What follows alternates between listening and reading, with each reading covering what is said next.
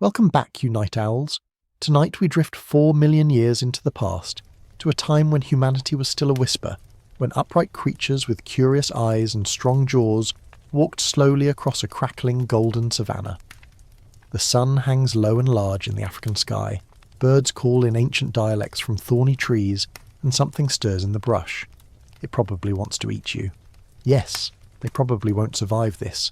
So, before you get comfortable, take a moment to like the video and subscribe, but only if you genuinely enjoy what I do here, and tell me in the comments where you're listening from and what time it is there.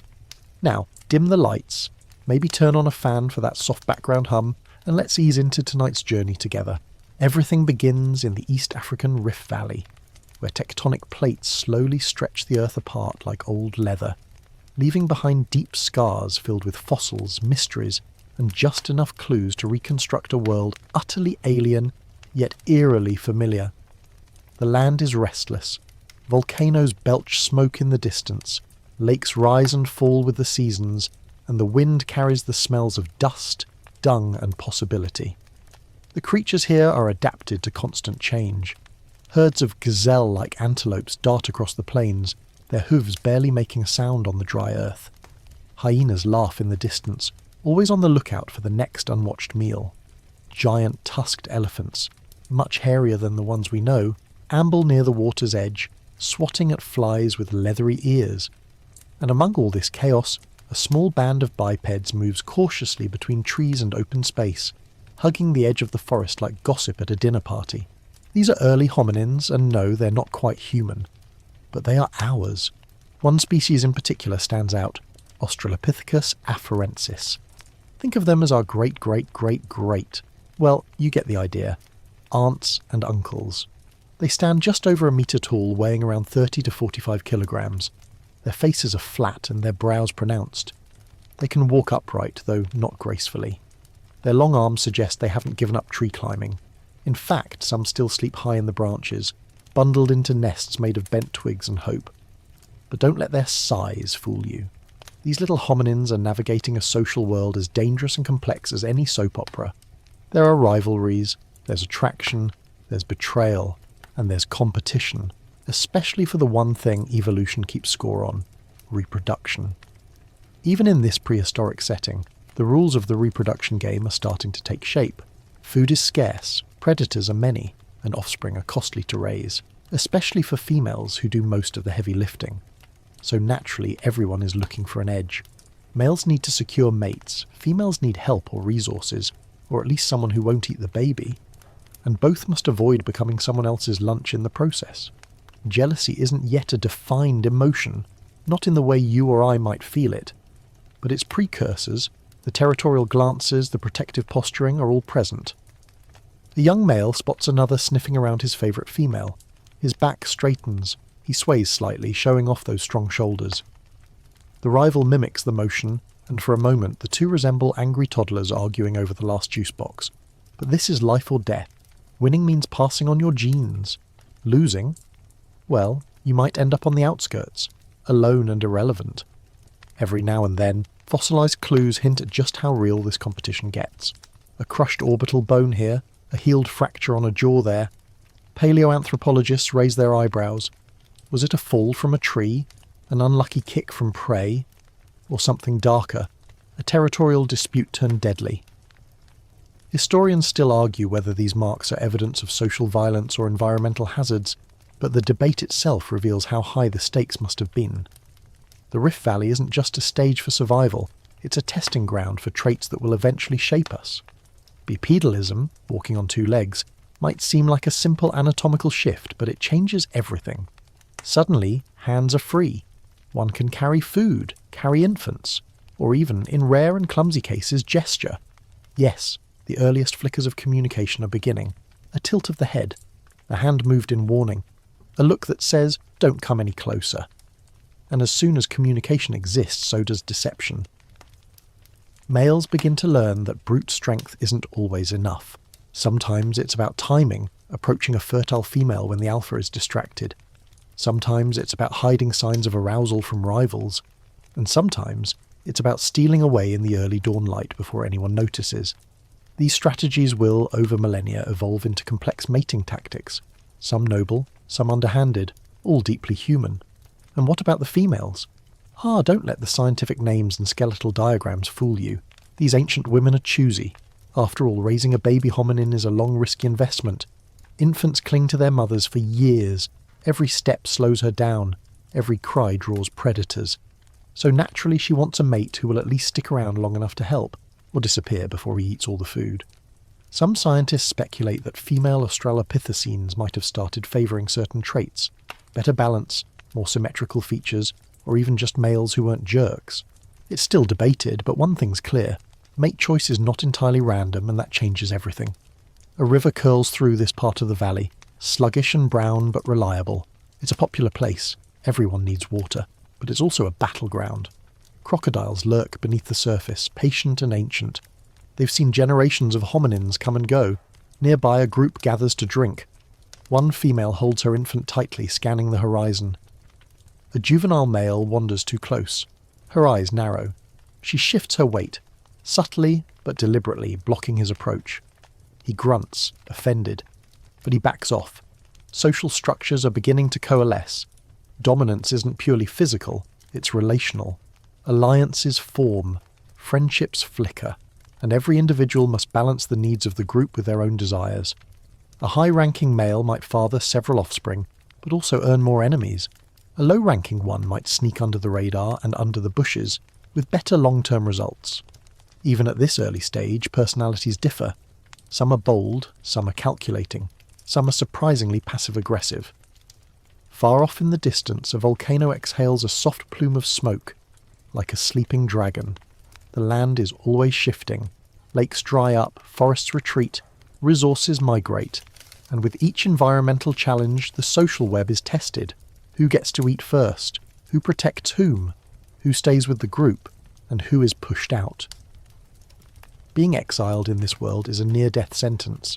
Solitary hominins rarely survive long. Predators hunt more aggressively at night. Leopards stalk the trees, and giant birds circle overhead, sharp-eyed and patient. A lone male, rejected after too many fights, wanders near the outskirts. His fur is ragged. His stomach grumbles. He watches his former group from afar, envious, uncertain. Maybe one day he'll be allowed back, maybe not. Rejection stings, even 4 million years ago.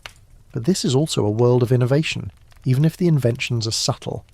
A particularly clever female uses a stick to dig for termites.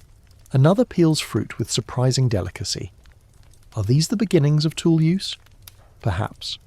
The record is spotty, and scholars still argue whether these behaviours qualify as technology or simply cleverness. But no matter how you slice it, intelligence is beginning to matter. The smarter individuals, those who remember danger spots, who learn from mistakes, who can predict group behaviour, tend to live longer. And living longer means more chances to reproduce. As the sun dips behind the hills, shadows stretch across the savannah. The group settles into their nighttime rituals. Some climb trees, cradling infants close. Others curl beneath shallow overhangs, their backs to the wind. Somewhere nearby, something growls, but no one moves. They've survived another day, just barely. And as stars prick the sky, we zoom out, high above the Rift Valley, to see 1,000 little dramas unfolding at once, each group of hominins playing out their delicate balancing act, between violence and bonding, instinct and intelligence, jealousy and strategy. And whether they know it or not, they are setting the stage for everything that will come after. Down in the yellow grasslands, morning begins without much ceremony. Just a slow rise in temperature and a softening of the shadows. The scent of last night's predators still lingers in the air like a warning. Early hominins stretch stiff limbs, blink at the shifting light, and resume their daily performance. The endless quest to eat, survive, and, of course, reproduce. And that last part? That's where things start to get complicated. Meet Australopithecus afarensis. She's about the size of a large chimpanzee, with long arms, curved fingers, and a brain roughly 1/3 the size of ours. Her walk is upright, though slightly waddly. She doesn't have a name, but if she did, it might be something like "she who knows where the figs are," because that's her strength. Memory, foraging routes, subtle reads of social tension. In a species still defined by survival, these traits are gold. She's in the middle of her reproductive years, which means two things. Males notice her, and other females do too. That latter part, often overlooked, but make no mistake, competition isn't limited to testosterone-fueled chest thumping. It simmers just as hot among the females. Who gets the best shade? Who eats first? Who is safest during sleep? These small hierarchies, barely visible in the fossil record, likely played out in tense glances and subtle shoulder blocks. A look held too long. A favoured fruit withheld. But the males... Ah yes, the males are in full peacock mode, minus the feathers. The largest among them has a protruding jaw and shoulders wide enough to cast shade. He struts when he walks, not quite an alpha in the modern sense, but certainly the loudest. He glares at rivals with slow, deliberate blinks. He doesn't need to bite, just to be seen. This early social structure leans toward polygyny. That's a fancy way of saying one male mates with multiple females, if he can hold on to them, and if he can keep other males away. But this is where things get sneaky, because not all males fight fair. The mid-sized male, leaner, quieter, often on the periphery, has his own approach. He waits, watches, times his moves. He doesn't challenge directly. He drifts close when the big male is distracted. Maybe during a food scuffle, maybe during rest. He might mimic submissive behaviours, playing harmless, then casually cozy up to a receptive female. And sometimes it works. This is the dawn of tactical mating. And though we can't see these flirtations in the bones left behind, the genetic diversity suggests they were happening. Otherwise the gene pool would look a lot more inbred than it does. Some scientists even suggest that mating cheats, sneaky, off-the-clock rendezvous, were baked into the system early on. Female choice also complicates the picture. Contrary to old assumptions, females aren't passive in all this. They often favour partners who offer safety, food access, or simply less harassment. And while they can't swipe left or right, they do use body language, approach behaviours, lingering proximity to indicate interest or disinterest, a quick shove, a sharp bark, a turned back. Meanwhile, sexual dimorphism, the physical difference between males and females, starts to show its cards. Males are generally larger, with bigger canines and more robust frames. That suggests competition, probably over mates. But it's not just about size, it's about stamina, endurance, and timing. The biggest male might win the fights, but he can't be everywhere at once. This environment, unpredictable and punishing, favours adaptability. Reproduction isn't just about attraction, it's about strategy. For instance, mating doesn't happen year-round. There are windows of opportunity, narrow, precious, easily disrupted. A dry season might delay fertility. A predator attack might scatter a group just as courtship begins. Timing is everything. And oh, the awkwardness of early mating rituals. There's no candlelight, no Marvin Gaye soundtrack. Just awkward sniffing, posturing, maybe some vocalizations that fall somewhere between flirtation and a yawn. If mating happens, it's usually brief, often observed by others, and rarely private. Jealousy bubbles fast. One male, having seen another complete the act, charges in a blur of limbs and rage. He doesn't attack the female, she's off limits in this context. But he targets the other male, chasing him through the underbrush. There's snarling, slapping, a tumble into some unfortunate dung. It ends quickly. Dominance reasserted for now. These behaviours might feel primal, and they are, but they're also the blueprint for future human drama.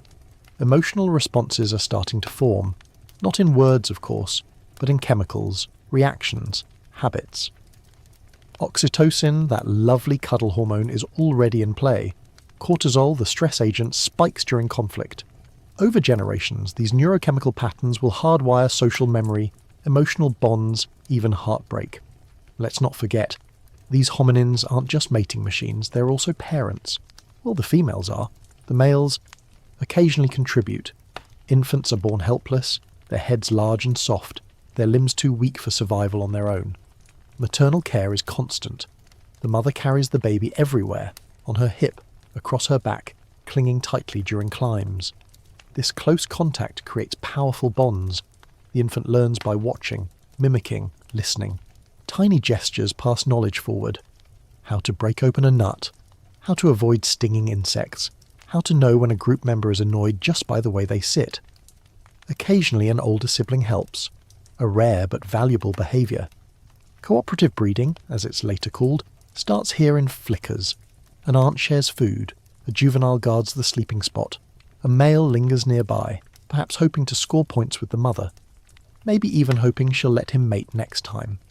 Some scientists argue whether paternal involvement was common. Fossilised footprints suggest that groups often move together, which could include males. But that's no guarantee of fatherhood. Still, the possibility of multi-parental support changes the game. It means infants survive more often. It means mothers can have shorter gaps between births, and that means more genetic legacy per female, a significant evolutionary advantage. All of this happens under constant threat. Leopards, crocodiles, giant eagles, even other hominins. Sometimes another group wanders too close. There's tension, growling, gestures that mean back off. If the invaders don't leave, there's a brief skirmish. Flailing limbs, thrown stones, wild screams. No one dies, but bruises will blossom by sunset. Territory matters. Food isn't unlimited, and shelter is precious. A good tree, tall with wide branches and soft leaves, can be a lifeline. Lose it, and you're sleeping exposed, vulnerable, cold. These small territorial disputes are practice rounds for the battles our species will later fight with flags and lawyers, but it's not all chaos. There are tender moments. A female grooming her sister, a juvenile handing a fig to a toddler, even a male and female sitting hip to hip watching the clouds move. These little acts, often dismissed as animal instinct, may be the roots of empathy, of affection, of love. The day winds on, the heat climbs, then dips. A dust storm rolls across the horizon, gritty and dry. The group huddles together, eyes squinting, arms shielding young ones. When it passes, everything is covered in a fine film of earth, but they endure, and in enduring they change. Every mating decision, every parenting choice, every social alliance. These aren't just personal, they ripple across generations, affect survival rates, influence brain development, nudge the needle of evolution one click forward. Even now, somewhere deep in a female's womb, a new hominin begins to form, unaware of the drama outside, unaware of the stakes, but destined to carry the genetic echoes of this strange, dusty world. When night falls again, stars blanket the sky in patterns both ancient and indifferent. The group settles, grooming slows, breathing sinks. Somewhere an infant whimpers, comforted by a familiar scent, and far away a solitary male stares into the dark, still hoping for a second chance. By the time the morning sun climbs back over the edge of the Rift Valley, the air already hums with insect wings and the rustling of animals waking up to their next roll of life's dice. But for the hominins of the valley, especially the males, something less visible than hunger begins to stir. It's the age-old itch of sexual selection. And while they don't know it, they're participating in one of evolution's most cutthroat talent shows. The rules are ancient and brutal. Reproductive success is everything. Genes that don't pass on might as well have never existed. So, males compete, females choose, and both sides are beginning to experiment with new, increasingly awkward tactics to improve their odds. At first glance, it might seem like brawn is everything. The bigger, louder males, the ones who win fights and dominate food access, appear to have the edge. And sure, they often get first pick of the fertile females. But evolution has a soft spot for nuance, and in these dusty plains, brute force comes with trade-offs. The biggest males require more calories, they tire quickly in the heat, and, ironically, they become targets for smaller, smarter rivals. These underdogs, often overlooked, are playing a different game. They loiter on the fringes, quietly grooming subadults or helping watch infants. They're not altruists, just opportunists. By building trust with females or showing consistent presence during dangerous moments, they sometimes earn reproductive access without a single fight. Scientists have debated whether this sneaky mating behaviour is intentional strategy or accidental luck, but given how often it appears across primate species, it's probably not coincidence. Meanwhile, females aren't just standing around batting their metaphorical eyelashes. They're evolving too, and they have their own biological tricks. Ovulation, for instance, becomes harder to detect. Some theorists argue this is intentional. If males can't tell exactly when a female is fertile, they may be more likely to stick around longer, just in case. This veiling of fertility, called concealed ovulation, remains one of evolution's more curious gambits. Scholars still argue whether it emerged this early or came later with Homo, but the idea has roots that stretch far back. Because if males don't know when it matters most, they can't time their efforts as precisely, and that means less infanticide. Yes, you heard that right. Infanticide, killing unrelated offspring, is a reproductive strategy seen in many mammals, including modern primates. A new male takes over a group and eliminates the infants sired by the previous dominant. This causes the females to return to fertility sooner, giving the new guy a shot at his own legacy.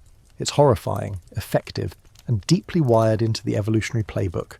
But concealed ovulation, emotional bonds, and cooperative care slowly push back against it. These early hominins don't know it yet, but they're laying the groundwork for empathy, loyalty, and protective instincts. Meanwhile, body language evolves into something richer. Posture isn't just about balance, it's about communication. A straightened spine, raised chin, and open chest signal strength. A submissive crouch, averted gaze, or quick step back can diffuse tension or invite manipulation. Over time, gestures turn into patterns, patterns turn into rituals, and rituals become something remarkably close to flirting. We can imagine a young male approaching a female near a waterhole. He lingers a little too long, perhaps displaying a berry or leaf with exaggerated flair. She pretends not to notice. He mimics her gait. She tosses a stick just out of reach. Testing. He retrieves it and sits nearby. No words, just signals. Risk. Response. Repeat. Somewhere behind them, another female rolls her eyes, or the Australopithecus equivalent, and turns back to her task of termite fishing. Not everyone has time for courtship theatre, but these performances aren't just about mating. They're auditions for future cooperation. A male who shares food or gently grooms another's infant might be seen as more trustworthy. And in a species where females invest heavily in each child, trust becomes a valuable commodity. Interestingly, some males begin to exaggerate certain features to stand out. Broader shoulders, more rhythmic displays, louder calls.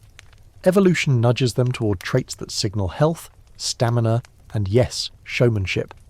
You could call it the first talent show, where survival is the judge and reproduction the grand prize. And those who fail, they don't vanish, they adapt. Some change tactics entirely. One might stop competing for dominance and instead shadow a high-ranking female, becoming her reliable helper.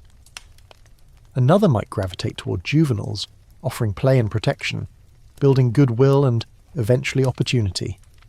In some primates today, such as bonobos, similar behaviours lead to real reproductive payoffs. Fringe strategies aren't just tolerated, they're preserved by evolution. They offer backup plans for when brute force isn't enough.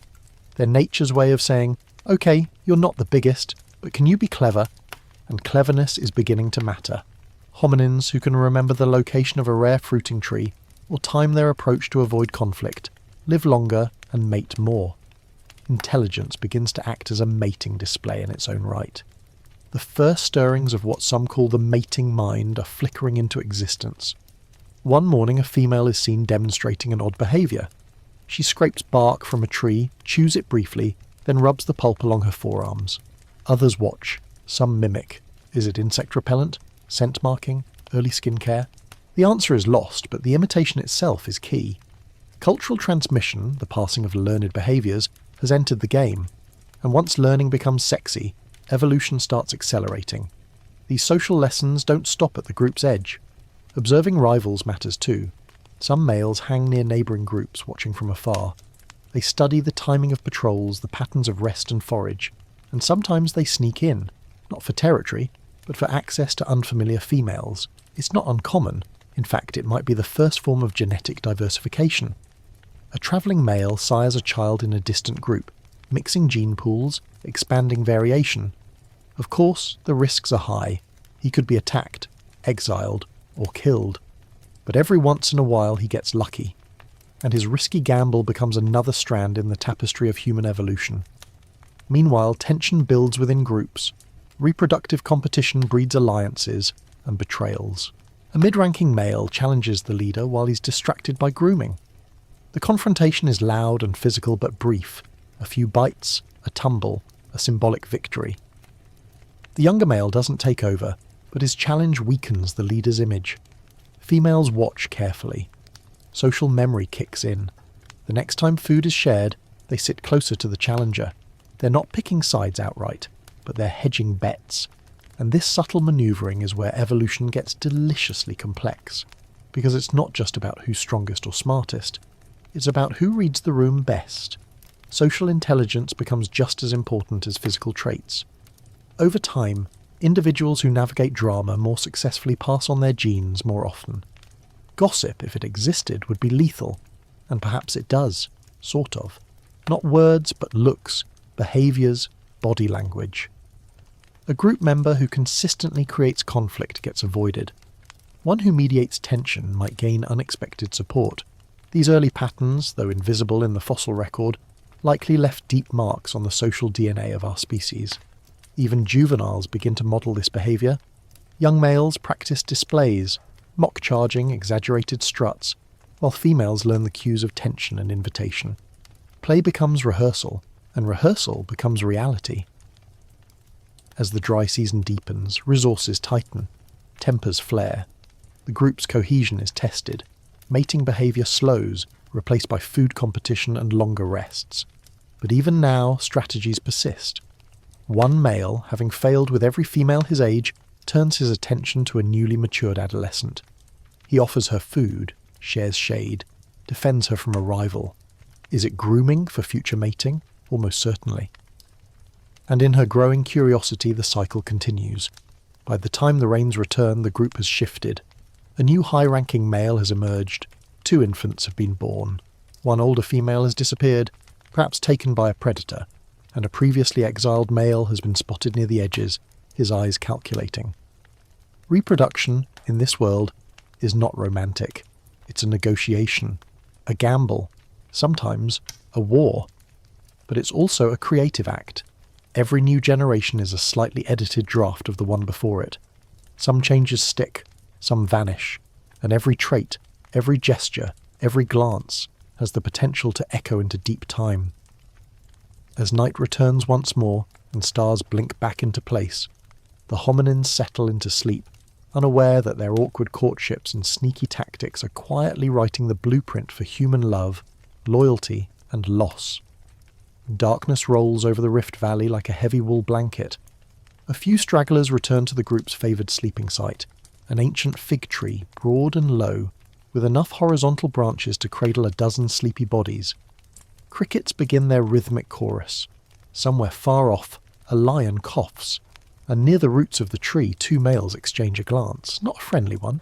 Jealousy, in its early, clumsy form, simmers beneath Australopithecus skin. There are no words for it, no inner monologue, but the feeling is unmistakable. She chose him, not me. A simple observation, perhaps, but one that sparks ancient chemical fires in the brain. Stress, tension, competition. The female in question, a seasoned mother with 2 surviving offspring, has recently resumed cycling. Subtle cues give her away, changes in scent, swelling, perhaps a softening of her posture around certain males. The attention she draws is immediate and fierce. 2 contenders, one old, scarred and broad-shouldered, the other younger, sleeker and less established, begin circling like planets caught in mutual gravity. The older male makes the first move, approaching her while she forages near the edge of the group. He postures, sways, makes low vocalizations. She tolerates it, for a moment, then turns, not toward him, but toward the younger one, who's been watching quietly from behind a cluster of stones. This, it turns out, is a fatal mistake. The older male explodes forward in a blur of fur and muscle. He lands not on her but on his rival. Dust erupts, limbs tangle. There's no elegance here, just a scramble of teeth and fists and deep guttural roars. The younger one yelps, twists free and bolts. The older male chases, but only a few paces.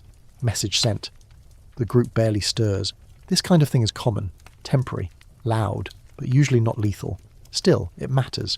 It reinforces status, reaffirms dominance, sends a clear signal, don't interfere, she's mine. Of course she isn't, not in any legal or modern sense. But evolutionary psychology doesn't care about fairness. What matters is control, specifically reproductive control. And so, even though the physical scuffle is over, the emotional residue lingers. The female moves more cautiously now. She's watched more closely, and she's less likely to stray. This behaviour, mate guarding, is ancient. It isn't romantic, it's strategic, and it arises because female choice threatens male certainty. If a male invests energy, guards, protects, and even helps raise offspring, he wants to be sure they're his. But if females are sneaky, and they often are, then the only way to guarantee paternity is constant surveillance. In modern terms, jealousy. And jealousy, like so many emotions, is a bundle of evolutionary impulses held together by neurons and hormones. A chemical alarm system that says you're losing reproductive ground. It doesn't need a complex brain to activate, just enough cognition to recognize patterns, threats, and shifting loyalties. Historians and anthropologists still debate how early jealousy became an organizing force, but even in our closest primate relatives, chimps and bonobos, we see precursors: disruptive grooming, blocking access, staring contests that escalate into slaps. And in Australopithecus, the stage is set for this emotion to become more than instinct, something creeping toward consciousness. That night, the older male sleeps closer to the female than usual. He grooms her, almost obsessively. She tolerates it with the weary air of someone trapped in an awkward first date that just won't end. When she tries to shift position, he follows. He doesn't sleep deeply. The younger male watches from a distance, licking a shallow wound on his forearm. He hasn't given up, not even close. By morning, the air feels charged, not stormy, just tense.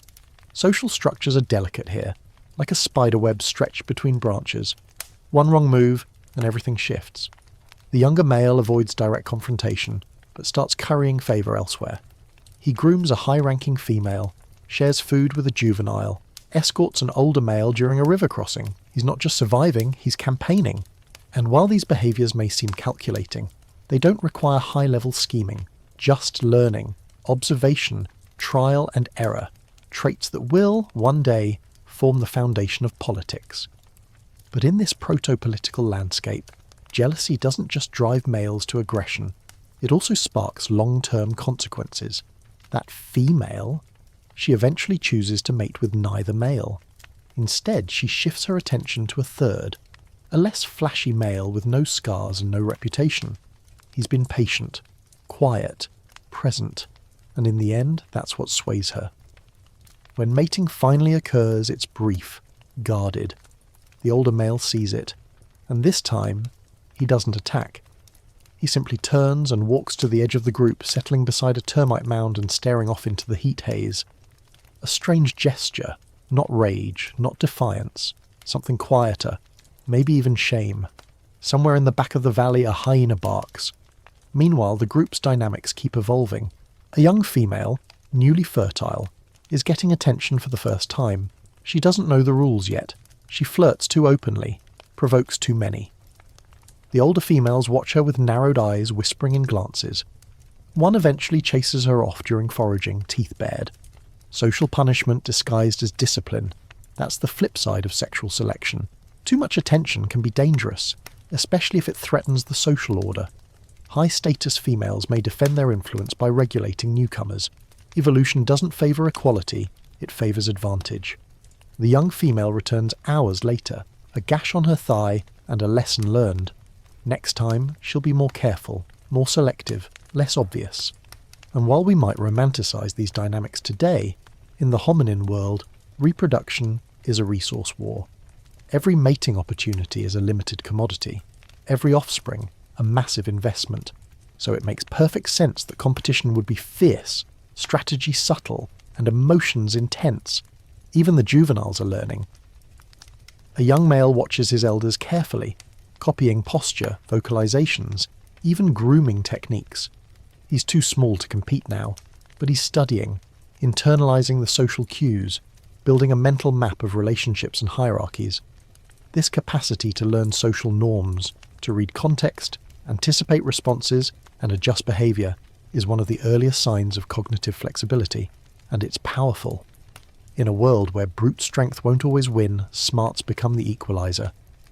Later that week, the older male, the one who fought so fiercely, is found dead near a dried-up streambed. There are no bite marks, no signs of attack, perhaps dehydration or infection. or just age? The group pauses briefly at his body, sniffs. Some ignore it entirely, others linger a while. Death at this stage is not yet spiritual, but it's noticed, remembered.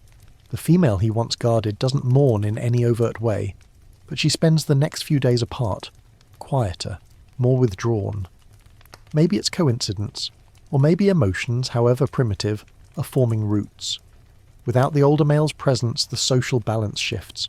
New alliances form, old rivalries cool, the young female gains confidence, and the once wounded male finds himself suddenly respected, even sought after. Jealousy doesn't die with one individual.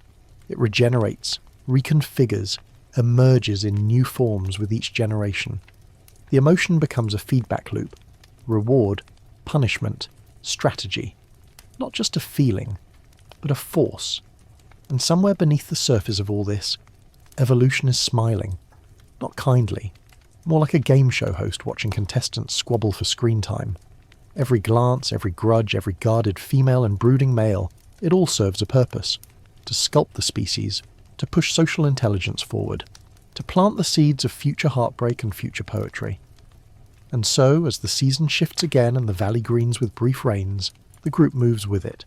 Not quite aware of their progress, but changing all the same. They've lost one, gained others, birthed new possibilities, and in their quiet, dusty drama, they've taken another step toward becoming something more than just clever apes. They've taken a step toward becoming human.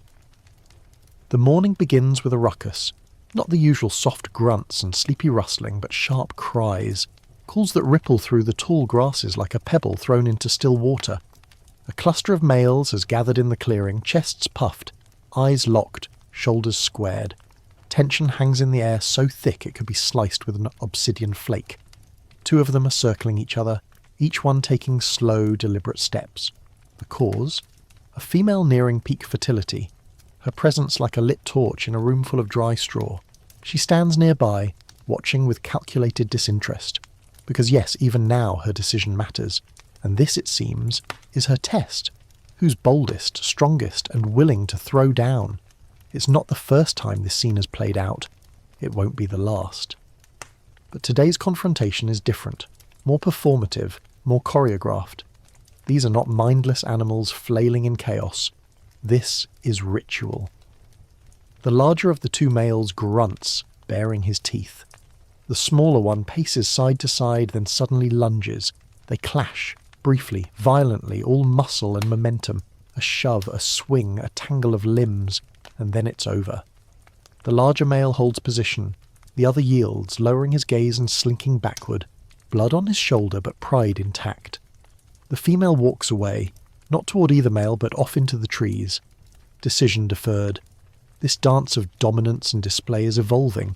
It's no longer just about raw force. It's about timing, reputation, audience. Male-male competition is being shaped not only by biology, but by psychology, and the desire to be noticed. Because in this world, attention equals opportunity. Aggression becomes communication. The way a male fights, or doesn't, signals his place in the hierarchy. Others watch and remember. And these performances aren't always aimed at females. Sometimes they're directed at the entire group, a kind of early social theatre, a reminder of who stands where. Canine teeth, long, sharp and gleaming, play a starring role in these displays. In Australopithecus, the canines are still larger in males than females, though not as exaggerated as in modern apes. They're not quite tools of violence, but they're certainly tools of intimidation. Flashing them at the right moment can ward off a fight before it begins, and if one looks closely, one might see something else, a kind of rhythm to these encounters, a pacing, a build-up, even a pause for audience reaction. It's the embryonic form of ritualized conflict, where the outcome isn't necessarily injury but influence.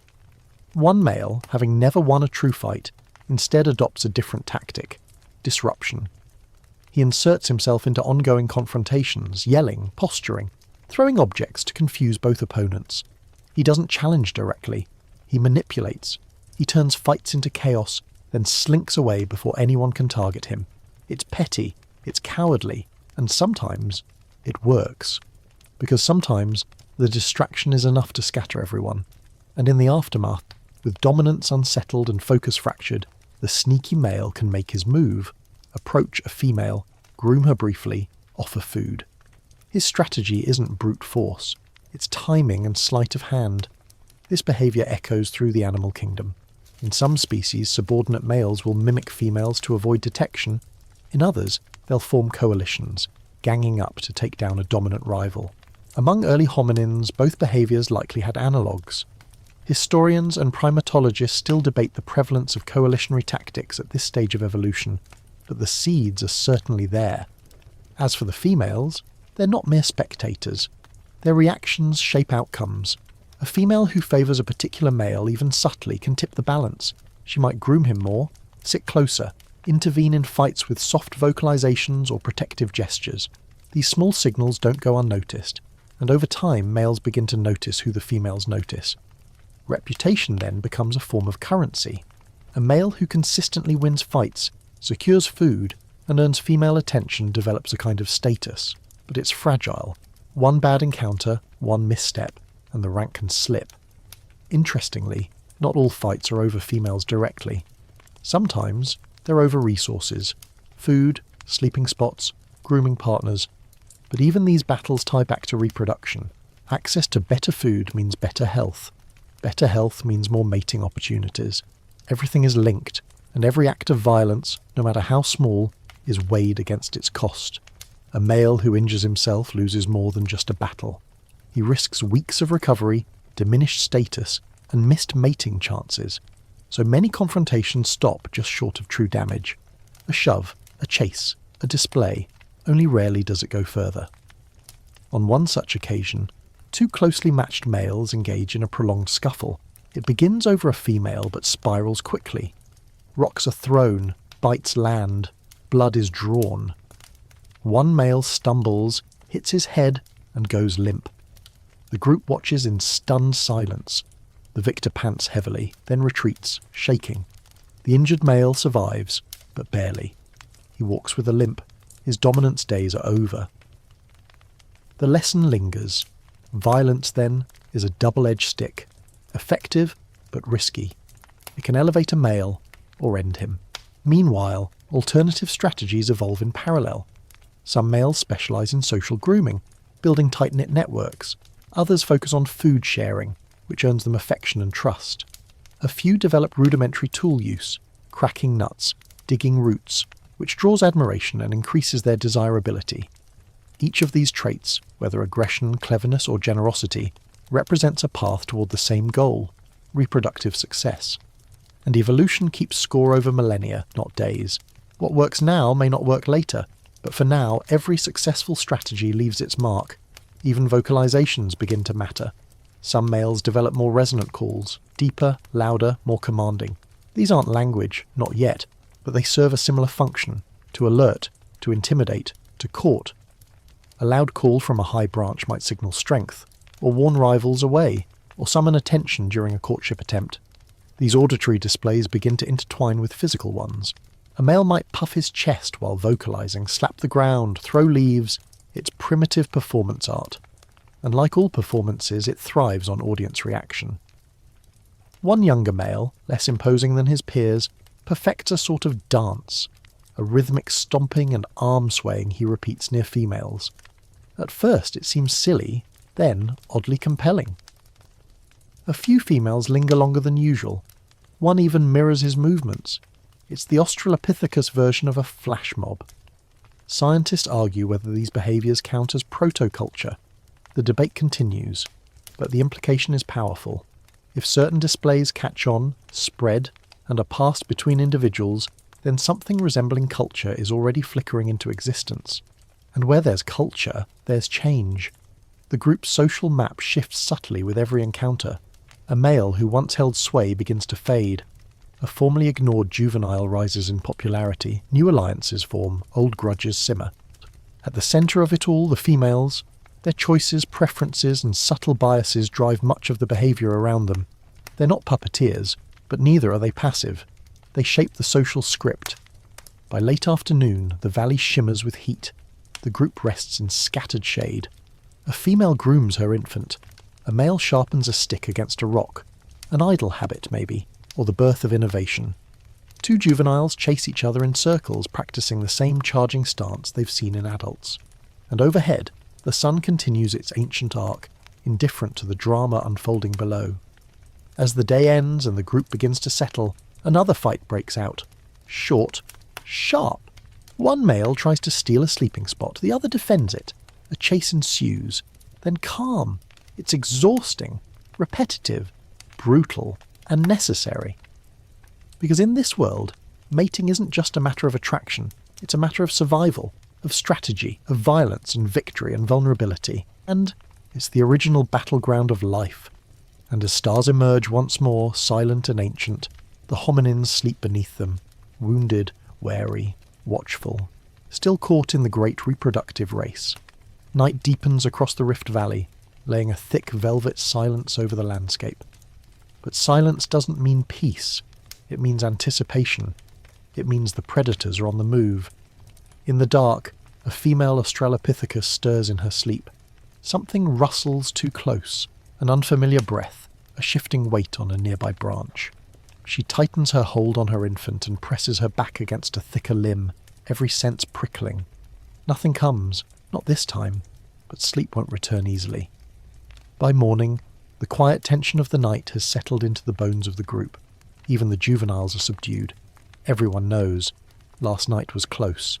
This omnipresent danger, leopards, hyenas, snakes, crocodiles, shapes every aspect of hominin life. It isn't just the backdrop for reproduction, it's the constant editor, trimming away the reckless and the slow. The survival of offspring is the ultimate goal, and in that pursuit, early mothers become the unsung architects of evolution. Because in this reproductive race, it's not just about who mates, it's about whose children survive. Take, for example, a young mother with her first infant. She's cautious, jittery, hyper-aware. She rarely ventures far from the group. Her grooming sessions are shorter. She eats more frequently, less selectively. Her body is lean but resilient. Evolution has equipped her for this. But she's also at a disadvantage. She doesn't yet have allies. No older siblings to help. No tight social bonds. No experienced mentors. Her strategies are instinctual, not refined. And the group, while tolerant, doesn't go out of its way to help her. Contrast this with an older female, seasoned by time and tragedy. Her last 3 infants survived to weaning. She knows which trees offer the best cover, which males are unpredictable, when to stay silent. She has allies, other mothers, older daughters, even the occasional protective male. She's not just surviving, she's thriving. This disparity marks the dawn of female agency. Choices in who to mate with, when to mate, and how to manage social ties directly impact reproductive success. And slowly, across generations, these decisions start shaping the trajectory of the species. Female Australopithecines begin to favour certain traits, not just size or dominance, but behaviours.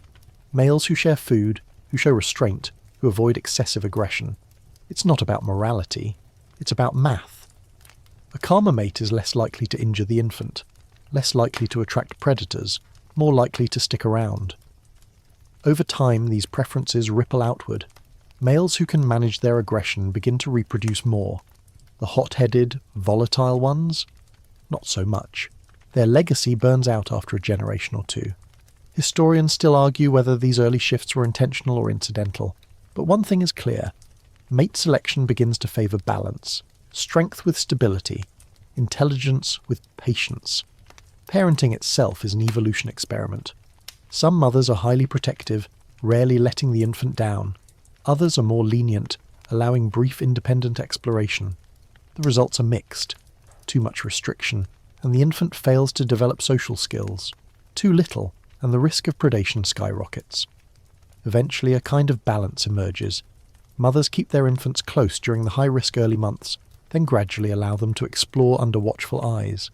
This gradual independence becomes a critical phase in development, where play, observation, and mimicry all take root. And in these moments of freedom, something else emerges: cooperation. A juvenile male, unrelated to a nearby infant, offers her a piece of fruit. She toddles over, takes it, and sits beside him. Her mother watches but doesn't intervene. This kind of interaction, altruism without direct gain, is rare in the animal world. But in hominins it begins to flourish. Why? Because the cost is low and the payoff potentially high. Males who show kindness to infants are more likely to earn favour with the mothers. They're less likely to be challenged by protective females, and they may even strengthen their own social standing. This is the kernel of cooperative breeding, where care is distributed beyond the biological parents. In many primates, it's non-existent.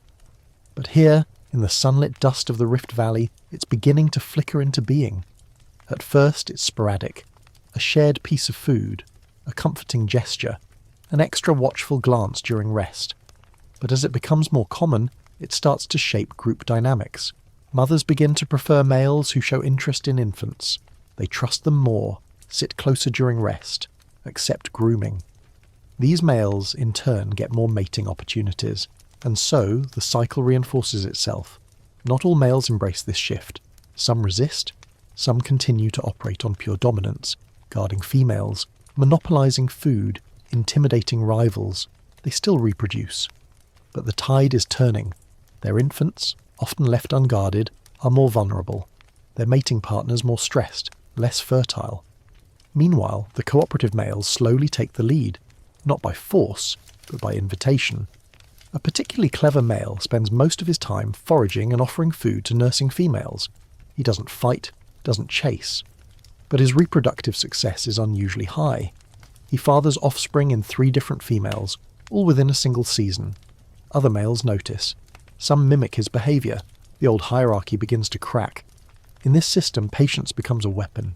And kindness, oddly, becomes a reproductive strategy. Even females start to cooperate more among themselves.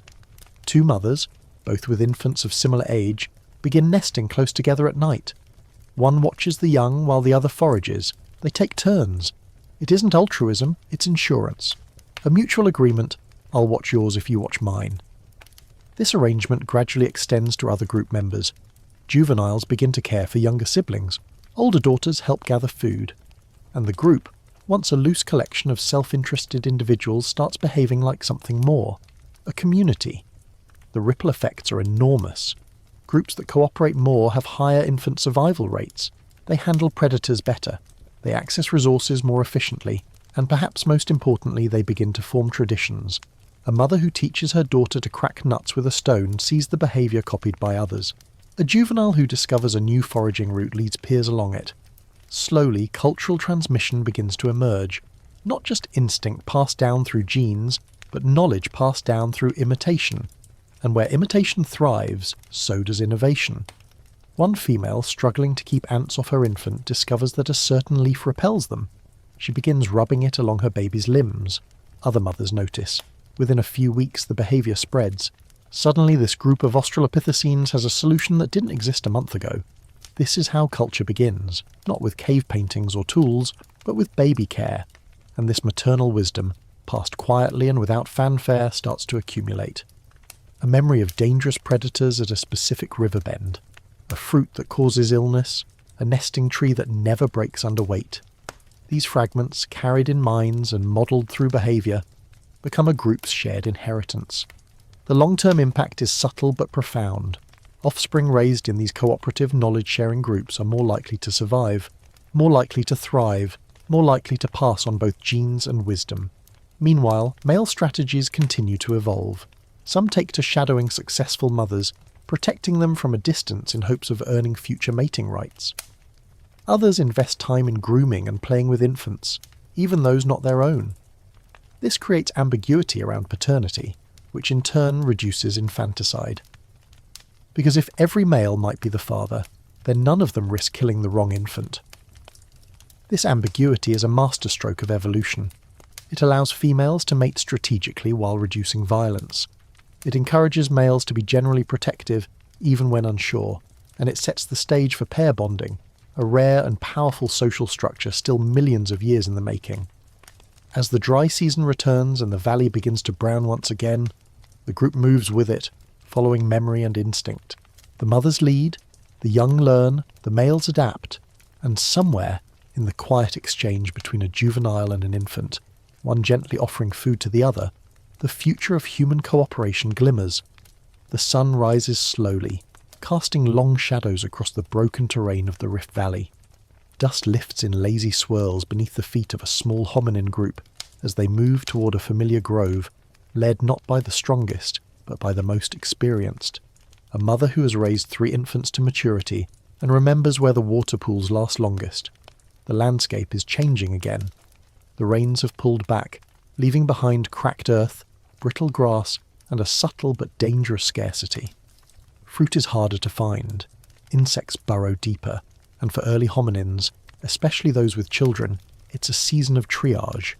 Who eats first? Who carries the infants? Who gets to rest? Today, reproduction isn't just a matter of pairings and postures, it's about resource allocation, and that makes parenting the most vital and volatile arena of evolutionary drama. The youngest infants, barely able to cling on, ride nestled against their mother's hips. Older ones toddle behind, falling, whining, grabbing at fur and fingers. Mothers spend their days half walking, half wrangling. Each step is a risk, each rest a decision. Set the infant down and risk snakes, or keep carrying and risk exhaustion. There are no strollers, no slings, just arms, backs, and the thin line of instinct connecting mother to child. Some females manage alone, often the younger ones, not yet fully trusted, or those who've been edged out by tighter social bonds. Others form informal parenting pods. 2 mothers will travel side by side, taking turns watching the children while one forages or drinks. Sometimes a juvenile joins in, her small hands learning by mimicking care. This group, however loosely knit, begins to resemble something more, the early scaffolding of cooperative child-rearing. Not every adult contributes equally, not every gesture is generous, but the mere fact that multiple individuals engage in infant care represents a quiet evolutionary leap. Meanwhile, the fathers are, well, not exactly off the hook. In many mammalian species, males vanish after mating, their role completed with one successful encounter. But here, among the Australopithecines, a few linger. Not all are involved. Most hover on the periphery, re-engaging only during periods of female fertility. But others, usually those without active rivals, begin spending more time with mothers and their offspring. It's not affection in the modern sentimental sense, but it is investment. Time, energy, and risk taken to remain close to the reproductive engine of the group. These males gain a subtle advantage, not just in future mating opportunities, but in social capital. Other females take note. Their presence is remembered, and infants that grow up in proximity to such males tend to be better fed, less anxious, more socially integrated. Some scientists suggest this marks the beginning of what will one day be called paternal behaviour. Others argue it's simply opportunistic lingering. But the truth likely sits somewhere in between. Evolution, as always, doesn't deal in absolutes. It deals in survival odds. As parenting becomes more central to group life, so does the structure of the group itself. No longer a random assembly, this cluster of Australopithecines begins to show hints of organisation. Mothers and infants toward the centre, juveniles in a loose ring, males on the outer edge, some watchful, some disinterested. It's not a strategy born of conscious planning. It's a pattern that emerges through thousands of repetitions. Predators take the vulnerable first, protect the vulnerable. This early social bubble brings other changes. Infants are exposed to more faces, more voices, more behaviour to mimic. They learn not only from their mothers, but from the group. How to navigate social tension, how to beg for food, how to avoid an angry older sibling. And just as the young absorb knowledge from their surroundings, mothers begin to absorb knowledge from one another. When one discovers a new foraging method, tapping hollow logs for insects, the technique spreads. When another develops a better sleeping nest, others follow. Parenting becomes not just instinctual, but innovative. Even the spacing between births begins to shift. Females who wait longer between offspring tend to have higher infant survival rates. Their older children can help with the next. Their bodies recover more fully, they forage more efficiently. This natural spacing doesn't arise from medical knowledge, it arises from trial, error and survival pressure. Over time, selection favours females who balance quantity with care. Of course, not all offspring survive. The valley is not merciful. A sickly infant, a bad fall, a predator at dusk. Each can cut short the long gamble of parenting. And when that happens, something equally significant emerges: grief.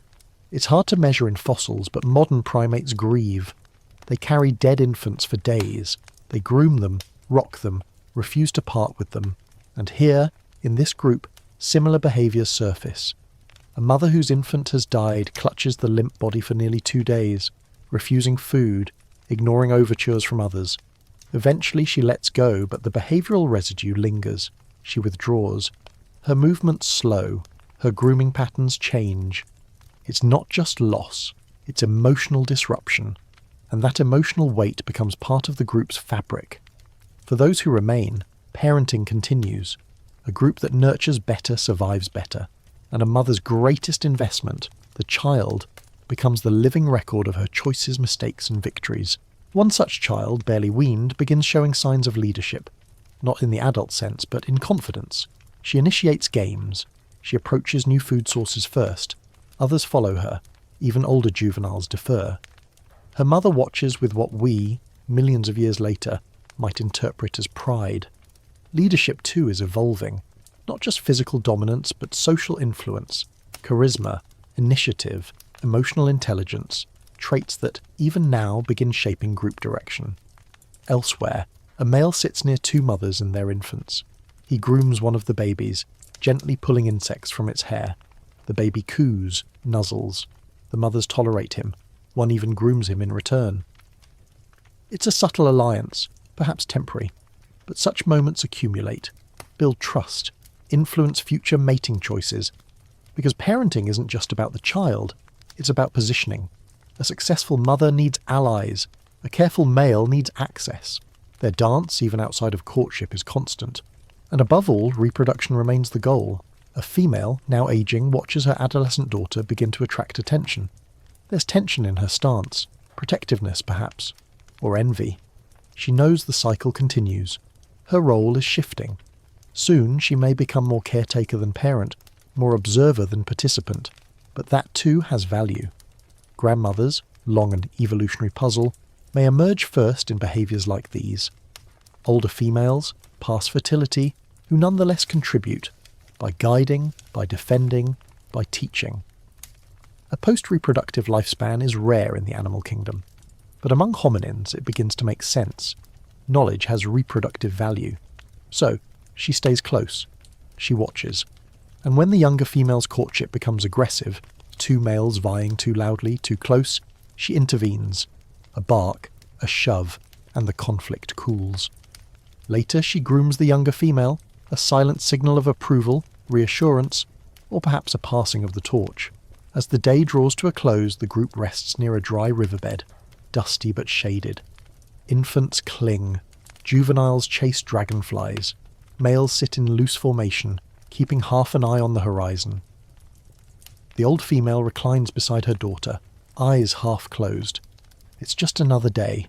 But every act, every alliance, every choice made in the name of parenting is shaping a future neither they nor their descendants can imagine. And above them, the stars begin to flicker awake. The winter day comes from the east, sharp and dry, rattling acacia branches and sending a long ripple through the grasses. The group moves in a slow, diagonal line across the plain, alert, compact, dust-coloured, blending into the landscape like seasoned travellers. They are. They've done this before, but something subtle is shifting beneath their feet, and it isn't just the soil. What's changing isn't the terrain, it's the minds that navigate it. For the first time, intelligence begins to edge into the courtship game. Not brute intellect, not yet, but the flickers of a mating mind. Early hominins start to lean on brain power to attract partners, to impress rivals, and to interpret the swirling web of social cues around them. And in this new environment, cleverness becomes sexy. Take, for instance, the adolescent male crouched beneath a fig tree. He's not the biggest, not the boldest, but he's patient. He's learned the fruit falls earlier on the northern side of the tree, shaded from the harshest sun. He positions himself there daily and always gets the first pick. The females have noticed. One approaches. He doesn't offer the fruit, not right away. That would be too obvious. Instead, he pretends to ignore her while subtly shifting the ripest figs closer to her reach. She takes one. He doesn't react. She takes another. Still, no response. Then he moves, slowly, and sits just a little closer than necessary. No threat. No demand, just potential. This is mating strategy. Layered, indirect, experimental. It's not just about food or strength anymore. It's about being interesting. Scientists argue about when exactly brain power started to factor into hominin mating. Was it with tool use, with language, with social play? But the signs here, 4 million years ago, are already visible. Intelligence is no longer just a survival tool, it's a courtship display. Another young male has figured out how to mimic a bird call, badly at first, then better. His repeated practice annoys the group, but when he finally replicates the sound clearly, the reaction is immediate. Heads turn, juveniles stare. A few females approach, curious. They don't mate with him, not yet, but they remember. The behaviour catches on. Another male tries it, then another. It becomes a trend. This is performance as attraction, and it works. Elsewhere, a female begins arranging stones around her resting spot, not for defence, it's too minimal for that, but for symmetry. A small half circle, repeated for 3 nights. Her peers seem indifferent, but one male, intrigued, begins sleeping beside her. Whether it's aesthetics, ritual, or a proto-nest building gesture, it's new. And the new tends to get noticed. These behaviours may not be conscious creativity. There's no art gallery, no intent to impress critics, but they represent a shift. Thought itself is becoming part of the reproductive process. It's not just the performers who benefit. Observers matter too. A male who watches closely, who understands the subtle hierarchies, the moods, the alliances. He can time his approaches better, avoid rival confrontations, increase his chances with less risk. In one case, a mid-ranking male sees a high-ranking female grooming another. He waits, watches.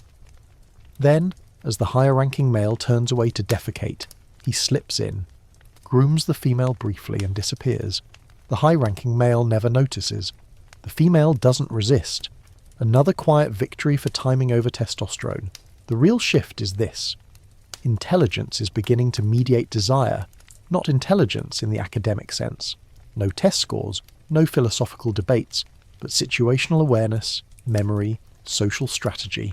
These are the mental tools rising in importance, and the mating mind is their forge. One could almost imagine early flirting, awkward glances, prolonged grooming, a shared leaf. It's not romance, but it's not purely instinct either. It's a tentative, twitching form of connection, and it comes with consequences. Those who misread the signs get swatted, ignored, chased away.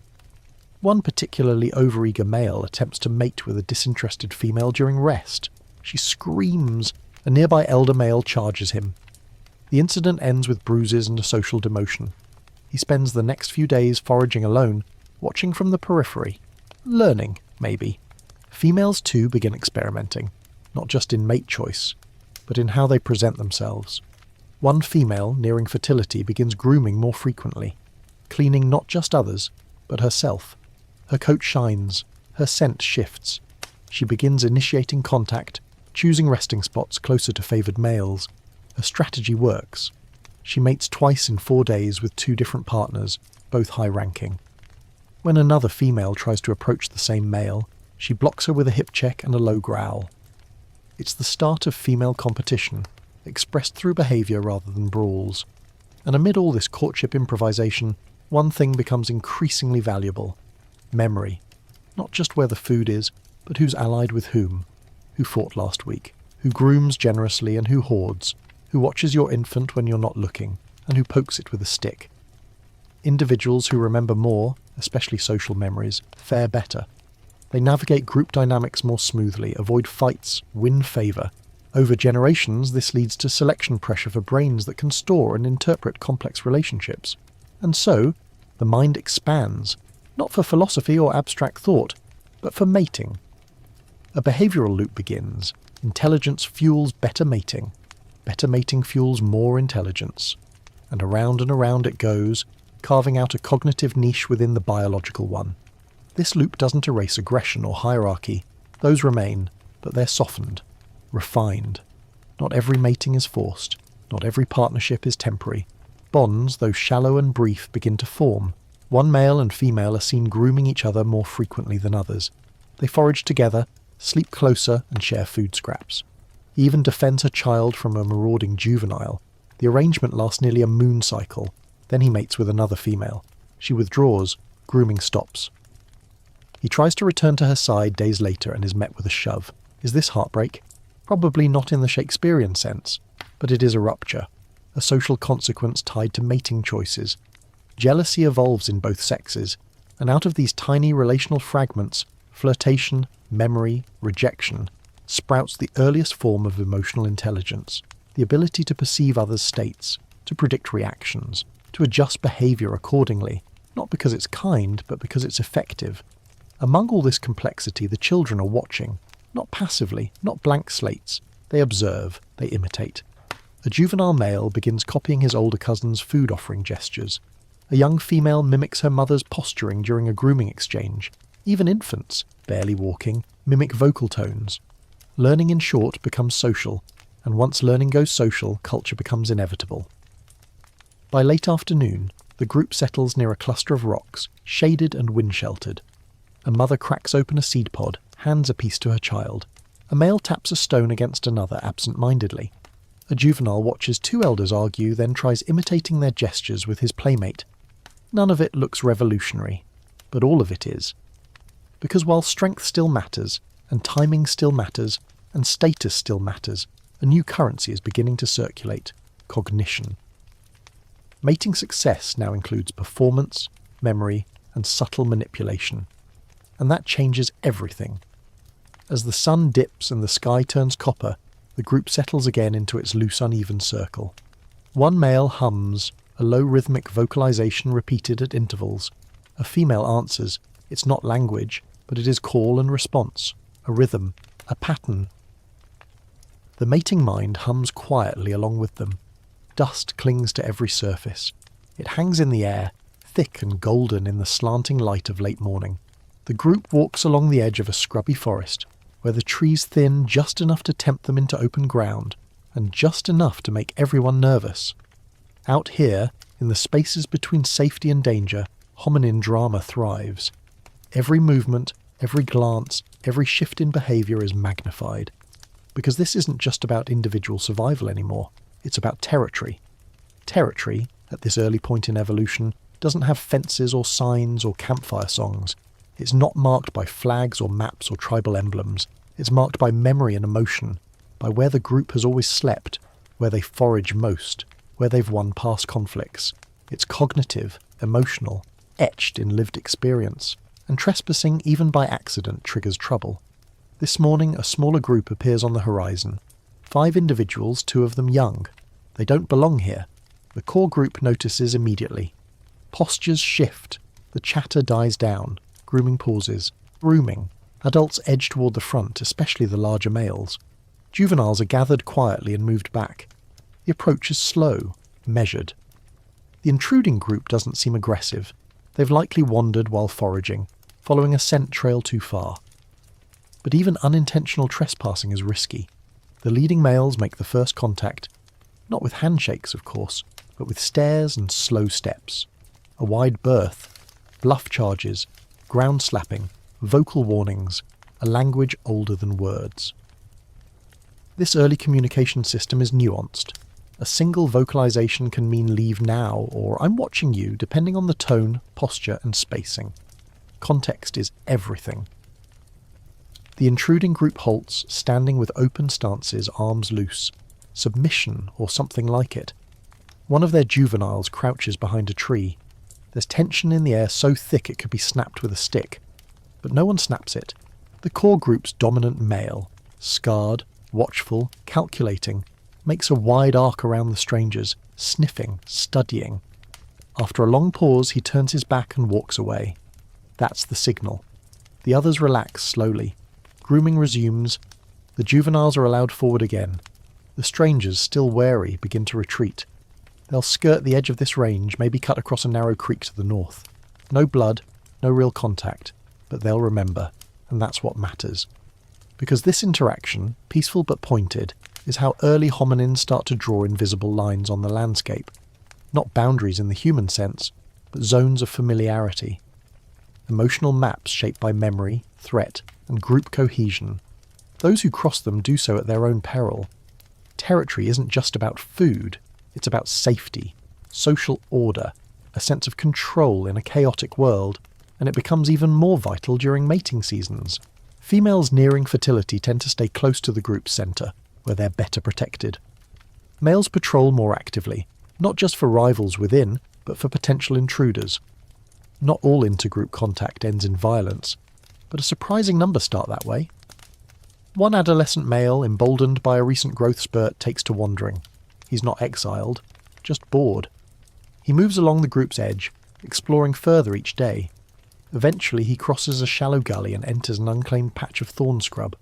There he meets another lone male. Neither one wants a fight, but neither one can ignore the other either. They circle, posture, vocalise. There's no female present, no direct challenge, just two futures brushing against each other.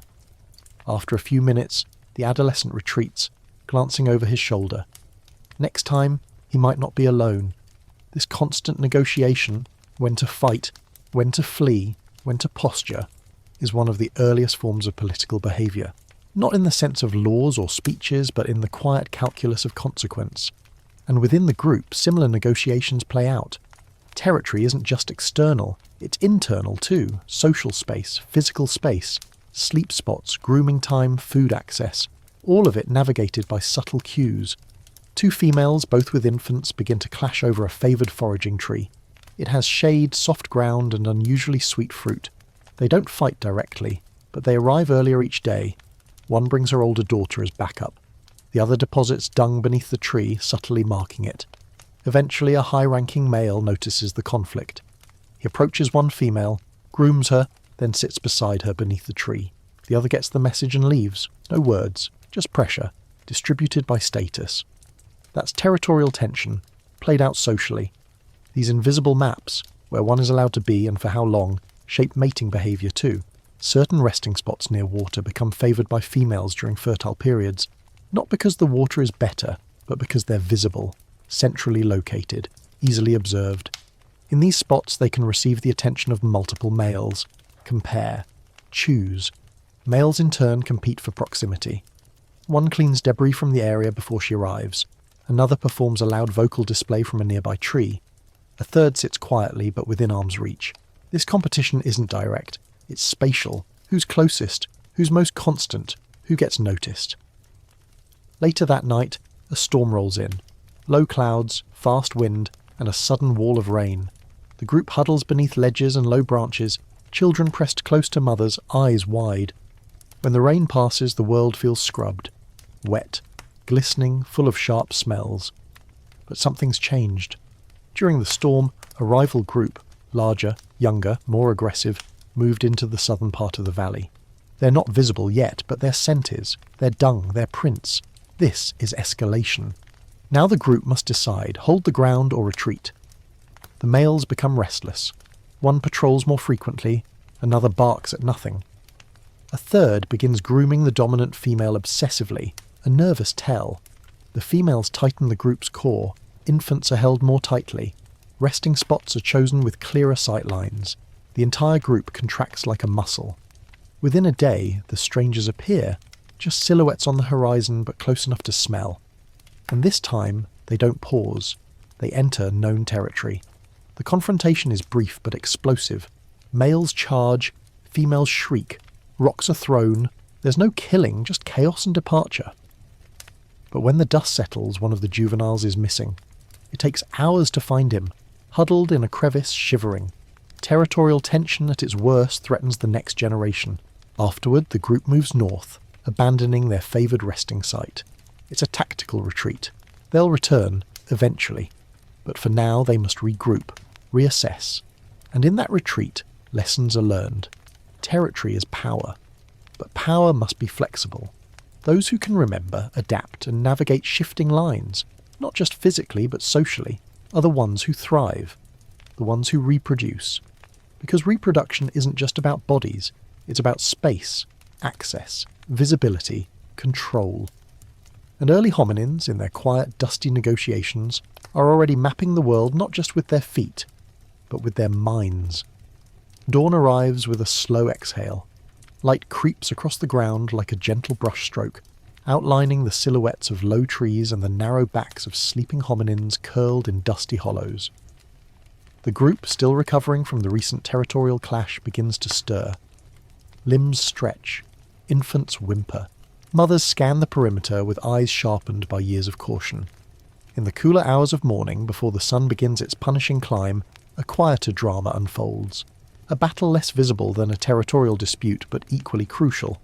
It's a battle of reproductive strategies. A biological arms race playing out in real time between two approaches to survival. On one end of the spectrum, reproduce fast, reproduce often. Flood the field with offspring, hope a few survive. On the other, reproduce slowly, invest deeply. Fewer children, but better odds of success. Biologists call this the RK selection theory, R for rapid, K for carrying capacity, and while it's not a perfect fit for every species, it captures the tension at play in these early hominins. Within the group, both strategies can be seen in action. A younger female, barely past adolescence, has recently given birth to her second infant. Her first, less than 2 years old, still clings to her side, confused, needy, occasionally shoved aside. The new baby is small, underweight, demanding. The mother forages quickly, impatiently, often distracted. She's reproducing rapidly, gambling on quantity. Nearby, an older female nurses a single infant, her third in nearly 10 years. Her movements are measured, her focus total. She doesn't let her child out of arm's reach. She grooms thoroughly, sleeps lighter, forages slower but with more precision. She's playing the long game. At first glance, both mothers seem successful. Both have living offspring, but the long-term picture tells a different story. The younger mother's first infant is sickly, chronically underfed, clumsy, socially awkward. The second struggles to latch properly. Neither has a high likelihood of reaching maturity.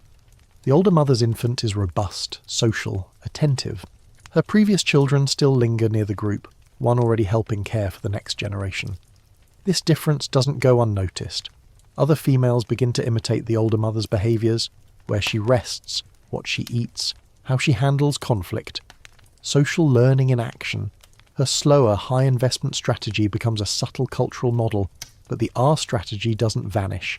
It thrives in different circumstances. When food is abundant, when predators are few, rapid reproduction becomes viable again. In groups under less pressure, young mothers who breed quickly can outpace their conservative peers. Evolution doesn't choose sides. It lets the environment decide, and the environment, as ever, is fickle. A sudden cold snap kills several infants in a neighbouring group. The wind brings the news, scented traces of sickness, distant calls of distress. The group tightens its formation. Births slow. Females grow more cautious. For a while, the K strategy takes precedence. Among males, the same tension exists. Some chase every opportunity, mating whenever and wherever possible. They court multiple females, display aggressively, guard jealously. Their energy burns hot and fast. Others bide their time. They cultivate specific bonds, avoid fights, offer food, care, even protection. They may mate less frequently, but their offspring survive more often. One male, lean and scarred from old fights, is known for boldness. He mates with 4 different females in one season, often through intimidation or opportunistic charges. But none of his infants survive past weaning. He rarely stays close, provides no support. His name, if names existed, might be Whirlwind. All fury, no follow-through. Another male, quieter and more methodical, mates only once in the same period, but he helps the mother forage, stays near her at night, drives off a predator one afternoon with a risky bluff charge. His infant lives. The mother bears him another child the following year. Call him Shadow, not flashy, not loud, but persistent. Over time, group structure shifts to accommodate both approaches. The whirlwinds keep the gene pool diverse, the shadows ensure continuity. And in this subtle balance, evolutionary fitness is quietly measured. There's another twist. Group size. Larger groups offer protection, more mates, more helpers, but they also bring competition, stress, disease. Smaller groups have intimacy and cohesion, but suffer when resources are scarce or threats are large. This group, currently hovering around 20 members, is approaching a tipping point. As numbers rise, conflicts increase. So do mating disruptions. Females hide their fertile phases more carefully. Males patrol more aggressively. Strategies must adapt or fail. One young female, newly fertile, draws attention from 3 males.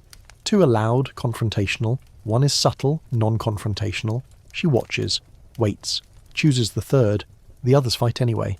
She leaves during the chaos and mates quietly behind a rock outcropping, returning after the dust settles. Her choice, though hidden, affects everything.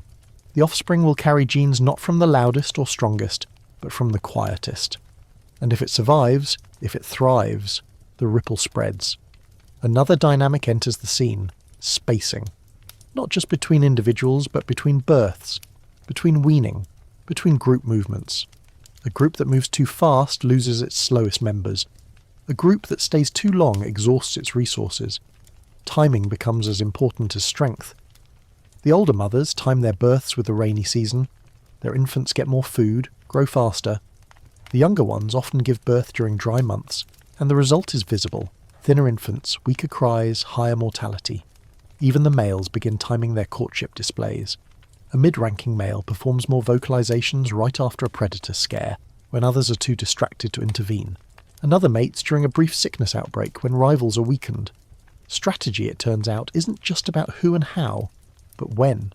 And behind it all, slowly turning like a great cosmic wheel, is selection.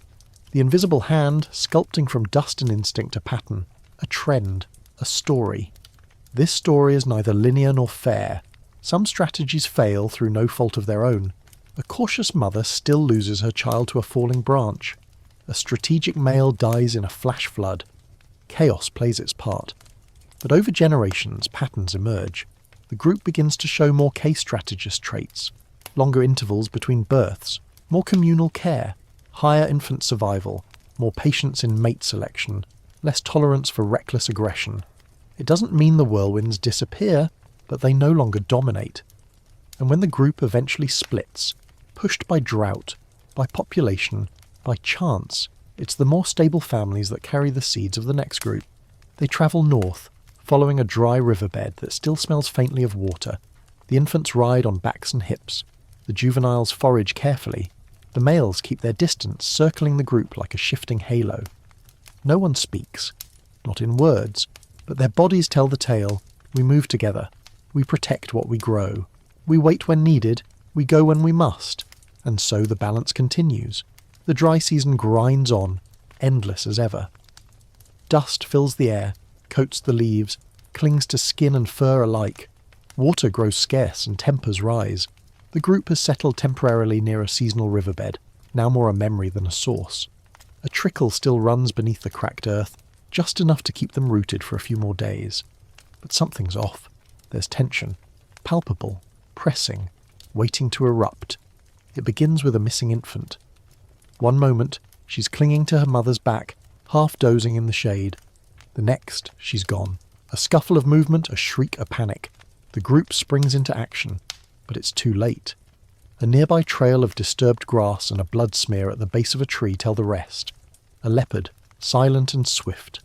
The loss sends ripples through the group. The mother keens, a low rhythmic sobbing sound that continues into the night. The others give her space. Even the juveniles, usually rambunctious, stay quiet. But grief is only one part of what follows. Suspicion is the other, because not everyone believes the leopard acted alone. One male, a newcomer from a few seasons back, tolerated but never embraced, had been lurking near the mother that morning, close enough to watch, close enough to distract. He didn't raise the alarm, didn't join the search, and now he's keeping his distance.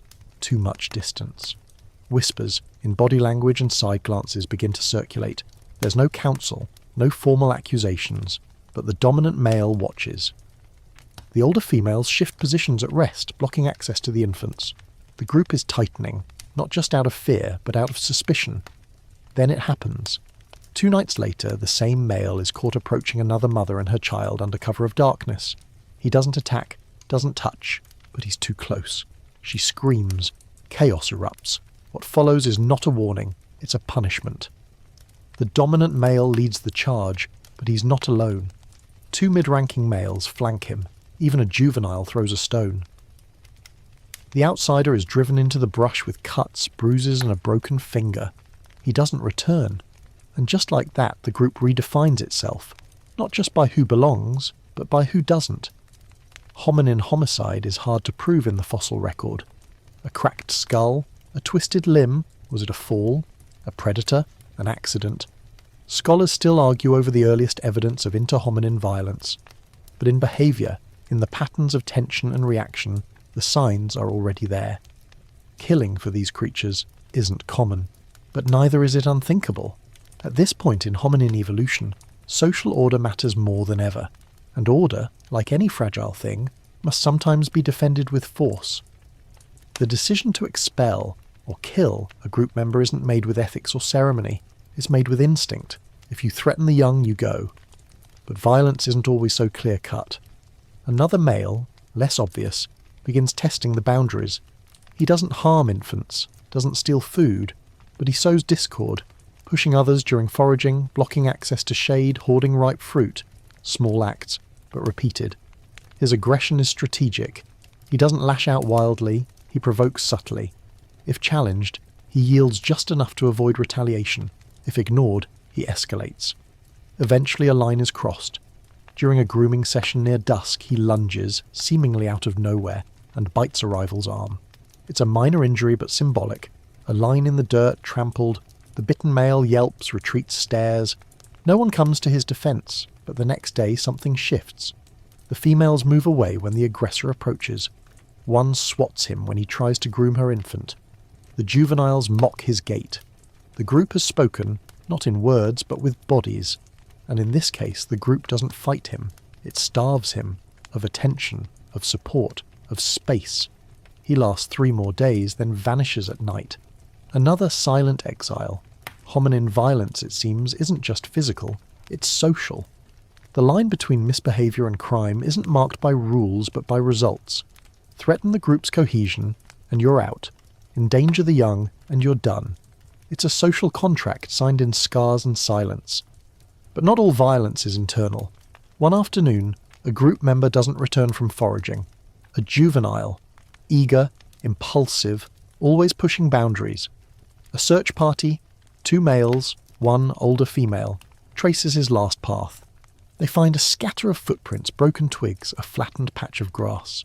And then, another scent. Not predator, not prey, other hominins. The prints are different, wider, shorter strides, unfamiliar. A second group has passed through recently. Perhaps they crossed paths with the boy. Perhaps they took him. Perhaps he ran to them. The truth is unknowable, but the reaction is immediate. The group retreats further into the forest, tighter, more defensive. Mating behaviour pauses. Foraging becomes frantic and brief. The males begin patrolling more aggressively. This time there are no bluff charges, no warning calls. If another outsider appears, they may not get the chance to run.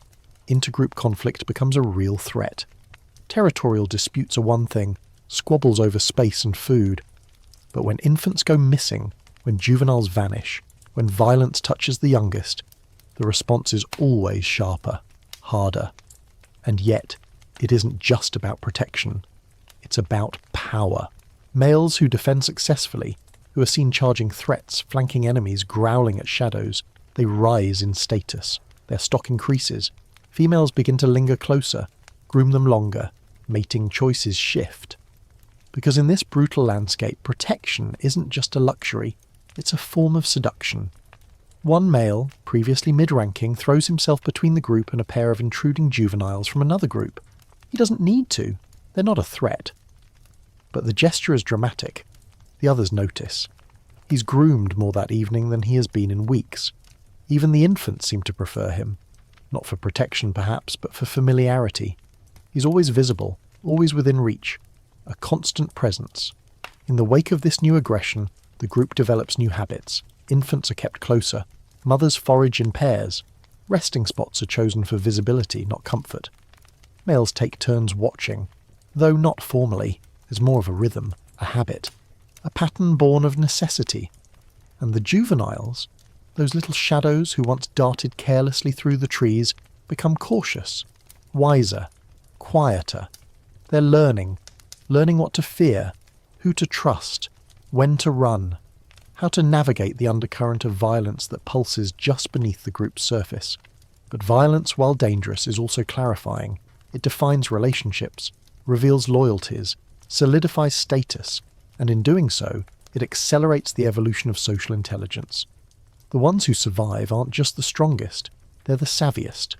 The ones who read the signs, who sense the shift in tone before the outburst, who move slightly left when trouble brews right. Because violence, in the world of early hominins, isn't random. It's a language, brutal, unspoken, and often final. And to navigate it is to understand something essential about what it means to be part of a group, to be human, even before humanity. So as the sun sets once again over the cracked valley floor and the wind picks up dust in long golden streams, the group curls tighter. Infants sleep against bellies. Adults breathe in sync. The wounded recover, the exiled vanish, and the strong, well, the strong still watch the shadows, because they know peace is not the default. Peace must be enforced and remembered. It's a quiet morning. Too quiet, maybe. The sky's hazy with the residue of last night's windstorm, a dull sheen of heat rising from the cracked earth. The group huddles near a shallow watering hole. What little water remains ringed in mud and uncertainty. The atmosphere is heavy, not with threat, but with tension of a different kind. Dominance isn't just enforced through brawls anymore. Not always.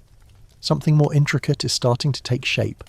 A kind of hierarchy defined less by physical power alone, and more by behaviour, by alliances, deference, and yes, by tactics.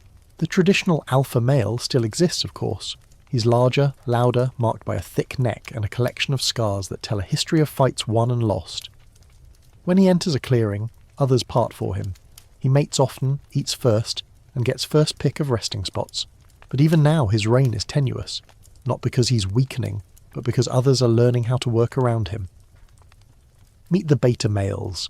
These are the ones who don't lead, but who follow just closely enough to benefit. They rarely challenge directly. Instead, they build coalitions, loose, shifting partnerships with other low or mid-ranking males, occasionally even with females. They share food, groom infants, and form subtle alliances with the matriarchs. If one gets threatened, the others show up. Not with violence, necessarily, but with presence. This show of unity isn't coordinated in the modern sense.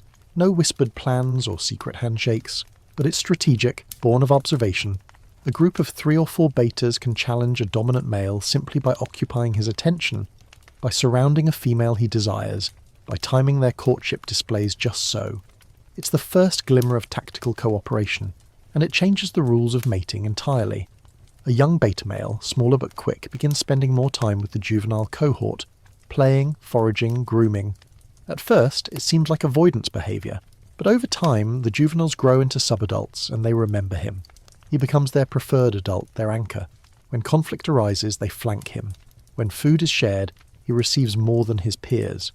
He doesn't need to fight the alpha. He simply outlasts him, quietly, strategically, building influence while others bruise knuckles. This too is dominance, a slower kind, a subtler kind, but dominance all the same. And while the alpha enjoys short-term reproductive success, the beta plays for legacy. Meanwhile, a high-ranking female observes. She's not fooled by brute displays. She knows which males share food, which ones defend, which ones groom without coercion. Her choices lean toward the betas more often than not, and though the alpha still mates with her, she's careful to time her availability. Sometimes she resists moving away, creating space. Other times she invites, but not him. A quick glance, a moment in the brush, a beta male chosen precisely when the alpha is preoccupied with another task. In this environment, mating becomes a dance between dominance and subversion. One evening, a mid-ranking male attempts a direct challenge. It's messy, loud, and brief. He lunges at the alpha near the watering hole, teeth bared. The alpha reacts immediately, slamming him to the ground. Blood spatters. The challenger flees, limping, humiliated. He isn't seen again for days. The message is clear. Strength still rules, but only when properly timed. Elsewhere, the betas are playing a longer game. They accompany females on foraging routes, watching the infants while mothers climb for fruit. They linger near favoured shade spots, quietly exchanging grooming sessions.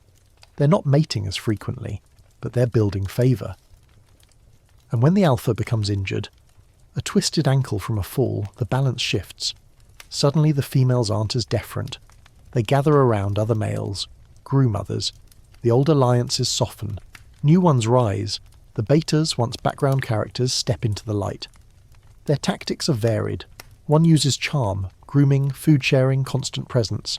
Another uses timing, arriving first to prime nesting spots, offering support during child-rearing tasks. A third simply stays quiet, stable, always nearby but never overreaching. And then there are the occasional loners, the rogue males who avoid all politics, who drift in and out of the group, mating only during rare moments when the hierarchy is distracted. Sometimes they succeed, sometimes they vanish entirely, taken by predators or hunger. Their gamble is high risk, high reward. The females, for their part, have become experts at reading these dynamics. They recognise patterns, they anticipate shifts. One mother, now raising her fourth child, selects mates not based on current dominance, but on previous reliability. She remembers who brought food, who stayed close, who didn't bolt when danger appeared. This memory-based selection reshapes the mating landscape. No longer is success based solely on dominance displays. Now history matters, behaviour matters, memory matters, and with this the social intelligence of the species deepens further. A young beta male, previously ignored, begins to gain favour. He's never challenged anyone, never fought. But he has shown up every day in small ways. He's offered food to multiple mothers, he's guarded sleeping spots, he's even, curiously, shared his foraging route with a juvenile from another mother. This quiet investment pays off. When the alpha dies, likely from infection following an injury, there's no violent succession, no dramatic clash. The group simply shifts. The beta fills the space, not because he claims it, because he fits. Leadership in its early, wordless form is no longer dictated only by who wins the fight.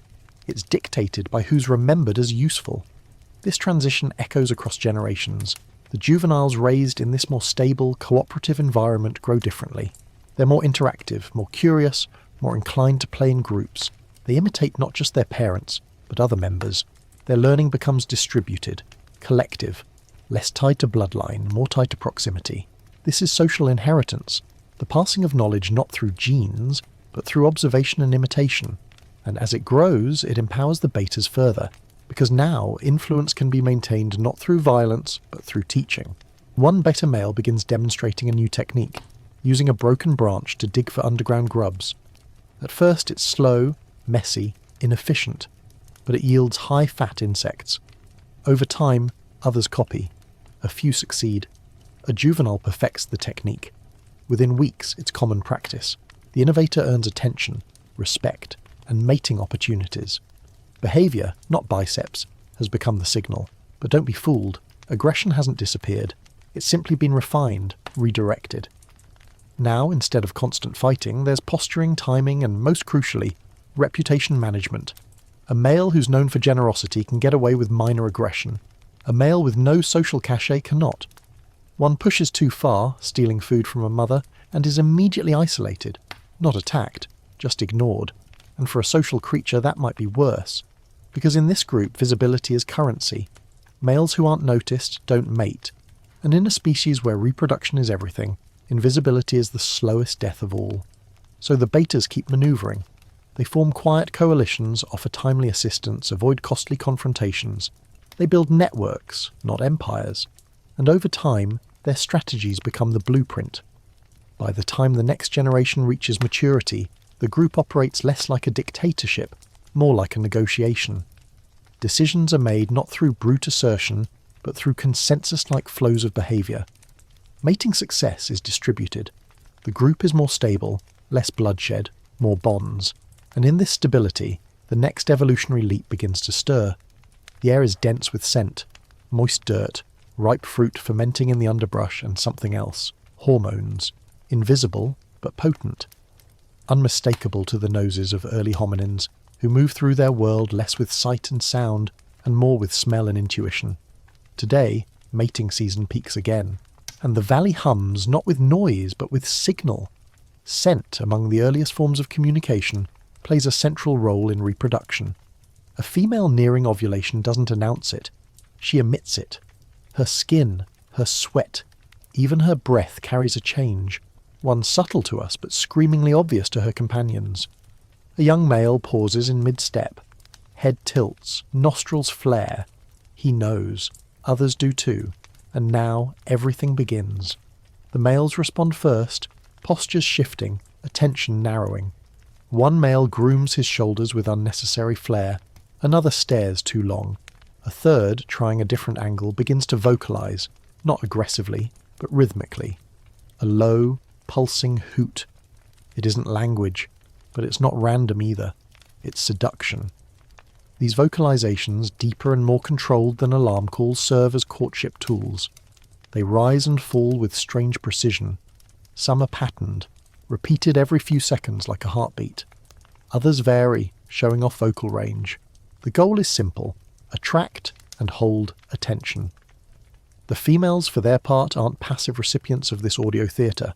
They listen, assess, sometimes respond with small gestures, a head tilt, a low purr-like sound, or a reciprocal grooming offer. This interplay of scent and sound forms a rich, wordless dialogue, and within it decisions are made, quietly, deliberately. One male, particularly bold, approaches too quickly.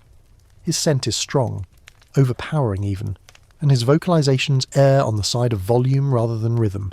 He's trying too hard. The female shifts away, not far but enough to make her point. He pauses, recalculates, retreats to a nearby tree, lets another take his place. Rejection too is part of the dance. Meanwhile, body language becomes equally important. A female stretches her back, displaying her full silhouette in dappled light. A male mimics her movements, crouching low, then rising in slow arcs. Their eyes don't meet, yet, but every muscle, every twitch is choreographed. This is not animal lust, this is performance, and performance, as it evolves, introduces novelty. One male, otherwise unremarkable in rank or size, begins using objects. He selects a smooth rock, turns it in his hands, then he taps it rhythmically against a log. Tap, tap, pause, tap, tap, pause. It's not music, at least not by our standards, but it's deliberate. Others notice. The juvenile copies him badly. Another watches, clearly interested, and the female? She approaches, slowly, sits nearby, doesn't mate, doesn't touch, but stays. It's unclear what exactly she's responding to, the rhythm, the movement, the curiosity. But something has worked, and in that moment, the seeds of symbolic behaviour, gesture, ritual, even creativity are sown. Scent remains the foundation, but sound and motion are catching up. Some females even begin to mimic. During courtship, one lifts a branch and scratches the ground in a circular motion. Her partner stares, then mirrors the motion. A moment later, they mate. Was it symbolic? Was it coincidence? Anthropologists still argue whether these behaviours constitute true communication or proto-art. But in terms of evolutionary impact, it hardly matters. What matters is that the brain is beginning to connect performance with reward, and with reward comes repetition. Some males start refining their calls, they test different tones, repeat sequences, add pauses. Others focus on movement, swaying, rocking, subtle gestures. A few take to manipulating nearby leaves, crinkling them loudly during displays. It's a sensory explosion. Courtship becomes multidimensional, and while males are the primary performers, females hold the power of preference. Their choices guide which behaviours persist, which displays are copied, which rhythms get remembered. A male who regularly succeeds in mating after a certain vocalization sees it echoed by rivals within days. His technique spreads, not by force, but by imitation. Culture, once confined to tools and food, enters the realm of flirtation. Even juveniles, not yet sexually mature, begin practicing. One young male spends hours mimicking an older brother's posture and calls. Another constructs a pile of sticks and sits beside it, waiting, watching. These early rehearsals are more than play. They're proto-training for a future where social intelligence will be the single most important evolutionary asset. Meanwhile, scent continues its silent rule. A female nearing the end of her fertile window begins producing stronger, more complex pheromones. Males respond not with chaos, but with choreography. They keep their distance, wait for eye contact, offer food. One brings a chunk of honeycomb, another a rare mushroom. Gifts, not demanded, not traded, just offered. Food sharing, already a powerful social glue, now enters the mating arena. The females accept or don't. A gift alone isn't enough, but it helps. One high-ranking female, tired of the crowd, leads 2 infants away from the group into a shaded gully. 2 males follow. One attempts a display, loud, awkward, overdone. She ignores him. The second approaches quietly, offers a piece of fruit, then turns and walks away. She follows. The courtship, if it can be called that, is complete.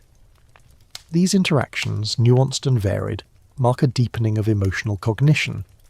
Hominins aren't just reacting, they're anticipating, modifying and refining their behaviours based on social feedback.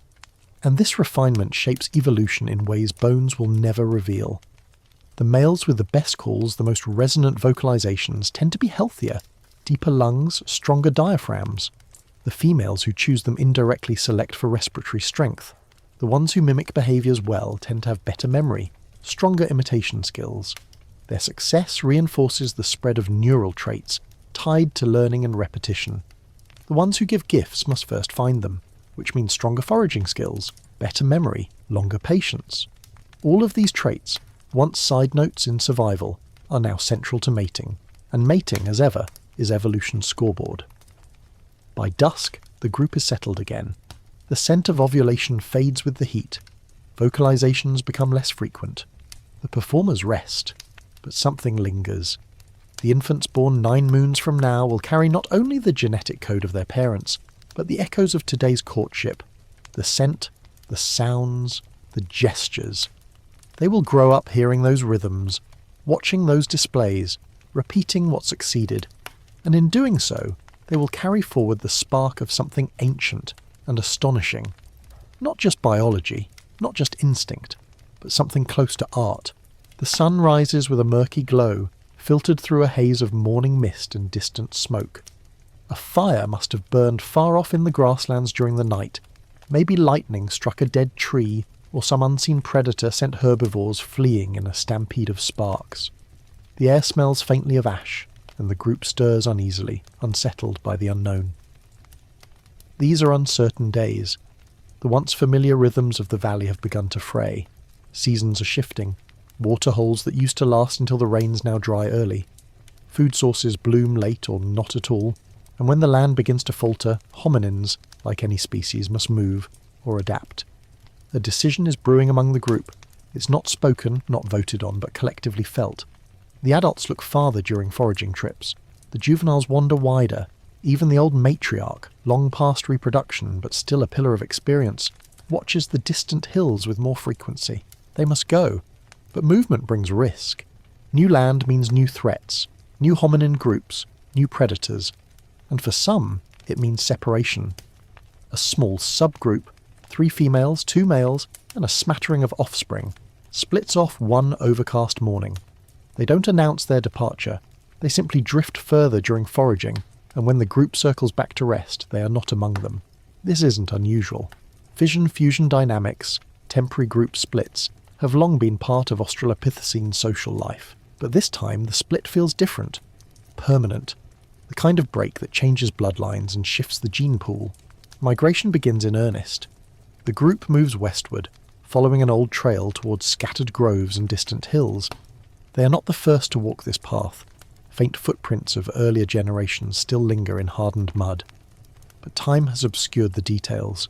New territories bring new opportunities and new tensions. On the second day of travel, they encounter another group at a shared watering hole. Smaller, leaner, darker furred. Their scent is familiar but not friendly. The 2 groups pause at opposite ends of the clearing, postures wary, infants clutch tighter. The males begin posturing not aggressively but assertively, chest forward, shoulders rolled. One begins vocalizing, deep throaty notes meant to say, "I'm not afraid, but I don't want trouble." It works, mostly. One young male from the resident group edges too close, not hostile, just curious. But curiosity in these moments is dangerous. A juvenile from the travellers mimics a warning call, and in seconds, chaos crackles through the clearing. Nothing violent, just confusion, posturing, a rock thrown. Then both groups retreat, nursing pride more than wounds. It's a standoff, and a reminder New places aren't just landscapes. They're already claimed. Migrations aren't peaceful pilgrimages. They are tests of negotiation or dominance. Over the following days, the group adjusts. They move more quietly. Scout ahead. Avoid conflict when possible. Their memory of that encounter shapes every step. But travel reshapes them too. Males grow leaner from exertion, but more alert. The bond between mothers and offspring tightens. They rely more on each other than ever. One juvenile who once strayed constantly now stays close to his sister. Even the betas sharpen their social game, offering more assistance, more grooming, less display. Survival is no longer about charm or status. It's about cohesion. Eventually the group finds a new grove, smaller than their old one, but rich with figs and shaded by tall trees. They settle temporarily, building nests in lower branches, using the same forked boughs over and over. It begins to feel, just a little, like home. And then come the mix-ups. A lone male appears one morning, watching from the trees. He doesn't approach, just waits. He's not from the other group. His scent is different, older, distant. For 3 days, he observes. On the 4th, he leaves a food gift, a pile of torn leaves beside a sleeping tree. It's ignored at first, then accepted. A silent courtship. Over time, he integrates, carefully. The juveniles test him with mock charges. The mothers watch how he reacts to infants. When he intervenes during a minor squabble, protecting a young one from a shove, something shifts. A space opens. New blood joins the gene pool. These mix-ups are more than just mating opportunities. They diversify genes, increase adaptability, offer new strategies and experiences. They are nature's shuffle button. But not all meetings go so well. A second encounter, weeks later, ends badly. A foraging female stumbles into another migrating band. This one is more aggressive. Their males display immediately, cutting her off. She screams, an alert, high-pitched and piercing. Her group arrives, weapons in hand, stones, sticks, postures sharp with adrenaline. This time there's no mistaking intent. A skirmish breaks out. Mostly noise, a few injuries. One juvenile is bruised badly, a tooth dislodged. But the group fends off the intruders. Afterward they move again. Safety, it seems, has a short lifespan. Yet every migration leaves a mark. A trail of dung tells future foragers what plants were eaten. A broken branch hints at nesting habits. A discarded stone tool, rudimentary but shaped, whispers of learning. One day, long from now, someone will dig here and wonder about the stories these marks contain. But for now, the group simply continues. Migration isn't just movement, it's transformation. They begin to eat differently. A new fruit becomes part of their diet. Tart, sticky, full of seeds. One infant develops a fondness for it and passes that preference to others. Over time, they seek it out. A new behaviour takes root. They walk differently. The terrain forces longer strides, steeper climbs. Muscles adapt. Feet grow tougher. Hands find new ways to grip. They sleep differently. Lower branches aren't always available. Sometimes they rest in depressions in the earth, building small barriers of rocks or branches, a shift in nesting behaviour born of necessity. And through it all they continue to mate, not recklessly, strategically. The females become choosier in unfamiliar environments. Risk is higher. Mistakes cost more. They select mates who adapt well, those who find food quickly, who scout paths, who protect. Performance becomes survival, not just performance for show. Even the males learn. Displays become subtler, less about volume, more about relevance. A male who finds water before others earns more attention than one who howls from a treetop. A gift of food during a dry spell outweighs a dozen grooming attempts. These are mating shifts driven by ecology, by movement, by scarcity. But beneath them runs something deeper, a growing flexibility, a mind attuned not just to others but to change. Migration tests everything, but those who learn, those who adjust, those who forge connections despite unfamiliar ground, they carry the future. As night falls and the new grove glows with scattered moonlight, the group huddles close, tired but intact. They don't know how far they've come, but the path they walk, the mix-ups, the clashes, the slow diffusion of ideas and genes will echo in the bones of future generations. The sun hangs lower now in the sky. and the shadows stretch longer as the days tilt toward the dry season once again. In the scattered trees of a scrubby plateau, just beyond the last seasonal floodplain, the group has found a tenuous stability. Water is present, though sparse. Food is inconsistent but adequate. And most important of all, they've been left alone. It's in this moment of calm that something remarkable begins to unfold. Not among the males, not amid the play of the juveniles, but among the females. For too long, the story of early hominin evolution has focused on males, on dominance, strength, flashy courtship, and territorial drama. But the truth is, evolution listens to mothers, and in this dusty corner of prehistory, the females are about to turn the tide. It starts small. A mother, one of the older ones, begins to spend more time not with the males or the infants, but with the other mothers. They rest in proximity, forage together, trade grooming sessions. Their infants play side by side. A rhythm develops, an unspoken trust. Other females take notice. Another joins, then another. Soon, a cluster of 4 to 5 females begins acting in unison. Not always, not formally, but enough to matter. They move as a loose unit. They support each other's infants. They intervene in squabbles. They form a nucleus within the group, one that the males must now navigate, not ignore. This is not a matriarchy in the full modern sense, but it is a beginning. The female revolution isn't loud. It doesn't come with teeth or bared chests. It comes with proximity, with patience, with choice. Choice, the key. These bonded females begin to exert more control over mating. Not with force, but with subtlety. They choose who to groom, who to approach, who to allow close to their young. Males who have historically relied on dominance alone suddenly find themselves on the outside looking in. One male, aggressive, high-ranking, approaches a fertile female, but is blocked not by her, but by 2 others who position themselves protectively beside her. He grunts, postures, but doesn't engage. The message is clear. Her choice matters. Ours does too.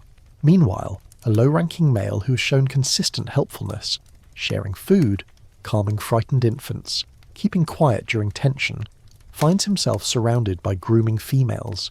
He's confused, surprised, grateful. Within days, he mates with 2 of them. The power dynamics are shifting. Food too becomes part of the revolution. Foraging has always been a communal act, but now the females begin to coordinate more deliberately. One finds a patch of roots and alerts the others. Not everyone, just her cohort. They arrive together, dig together, leave together. It's an early version of the resource sharing within a selective circle. What's more, they begin to experiment. A juvenile female, mimicking an older one, starts using a bent stick to pull edible shoots from a crevice. It works. She does it again. Another watches. Within a week, 3 more juveniles adopt the technique. Their mothers look on with subtle pride. This knowledge sharing, largely female-driven, marks a cognitive shift. No longer are innovations isolated. Now, they're passed across peers, sometimes across generations, and with knowledge comes influence. One particularly resourceful female, known for her ability to locate hidden insect hives, becomes something of a quiet leader. Others follow her during foraging. Males begin to shadow her movements, hoping for association, maybe mating access. Her social capital grows. Even old females, past fertility, often overlooked, gain status. Their memories are long. They remember where water pooled last season, which tree bore early fruit, when danger tends to come. One such elder alerts the group to a snake, spotted coiled in a shaded patch where juveniles play. Her warning call is sharp, distinct. The juveniles scatter. Mothers usher their infants to safety. A younger female tries the same call a day later after seeing a shadow. The mimicry is off, but the intention is there. Behaviour spreads. Because behaviour is safe, it's adaptable, and the females are proving it's teachable. Mating rituals too are altered by this revolution. Previously males performed and females chose, or tolerated. Now, females are starting to perform in their own right. Not sexually, but socially. They exhibit confidence in their posture, selectiveness in their grooming. They turn away from unwanted attention, not with aggression, but with withdrawal of engagement. Males who once barked loudly and expected submission find themselves alone in the trees. This lack of interest hurts more than a slap. Even grooming patterns begin to change.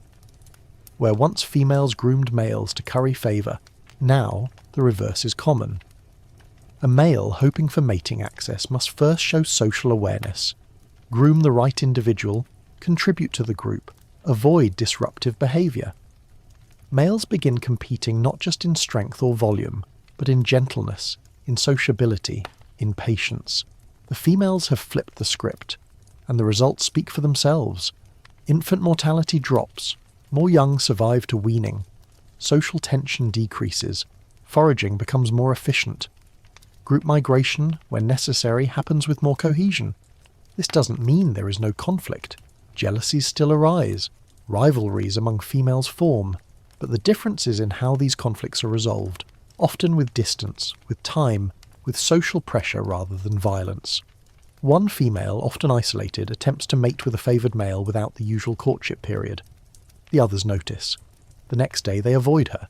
She receives no grooming, no assistance. Within days she adjusts, grooming others, staying close, rejoining the flow. The group's unity becomes a form of self-policing. Young females absorb these patterns. They imitate their mothers not just in movement or speech, but in timing, in approach, in relationships. They learn that mating isn't just about being chosen, it's about choosing. This behavioural inheritance strengthens across generations. Even the males adapt. Some grumble, figuratively, but most shift, consciously or not. They become more helpful, less flashy. One male who never excelled in dominance now thrives through babysitting, literally carrying infants while mothers forage. It's not paternal certainty, it's opportunism, and it works. The revolution continues in quieter ways. Sleeping arrangements begin to shift. Females cluster together, forming circles with their offspring.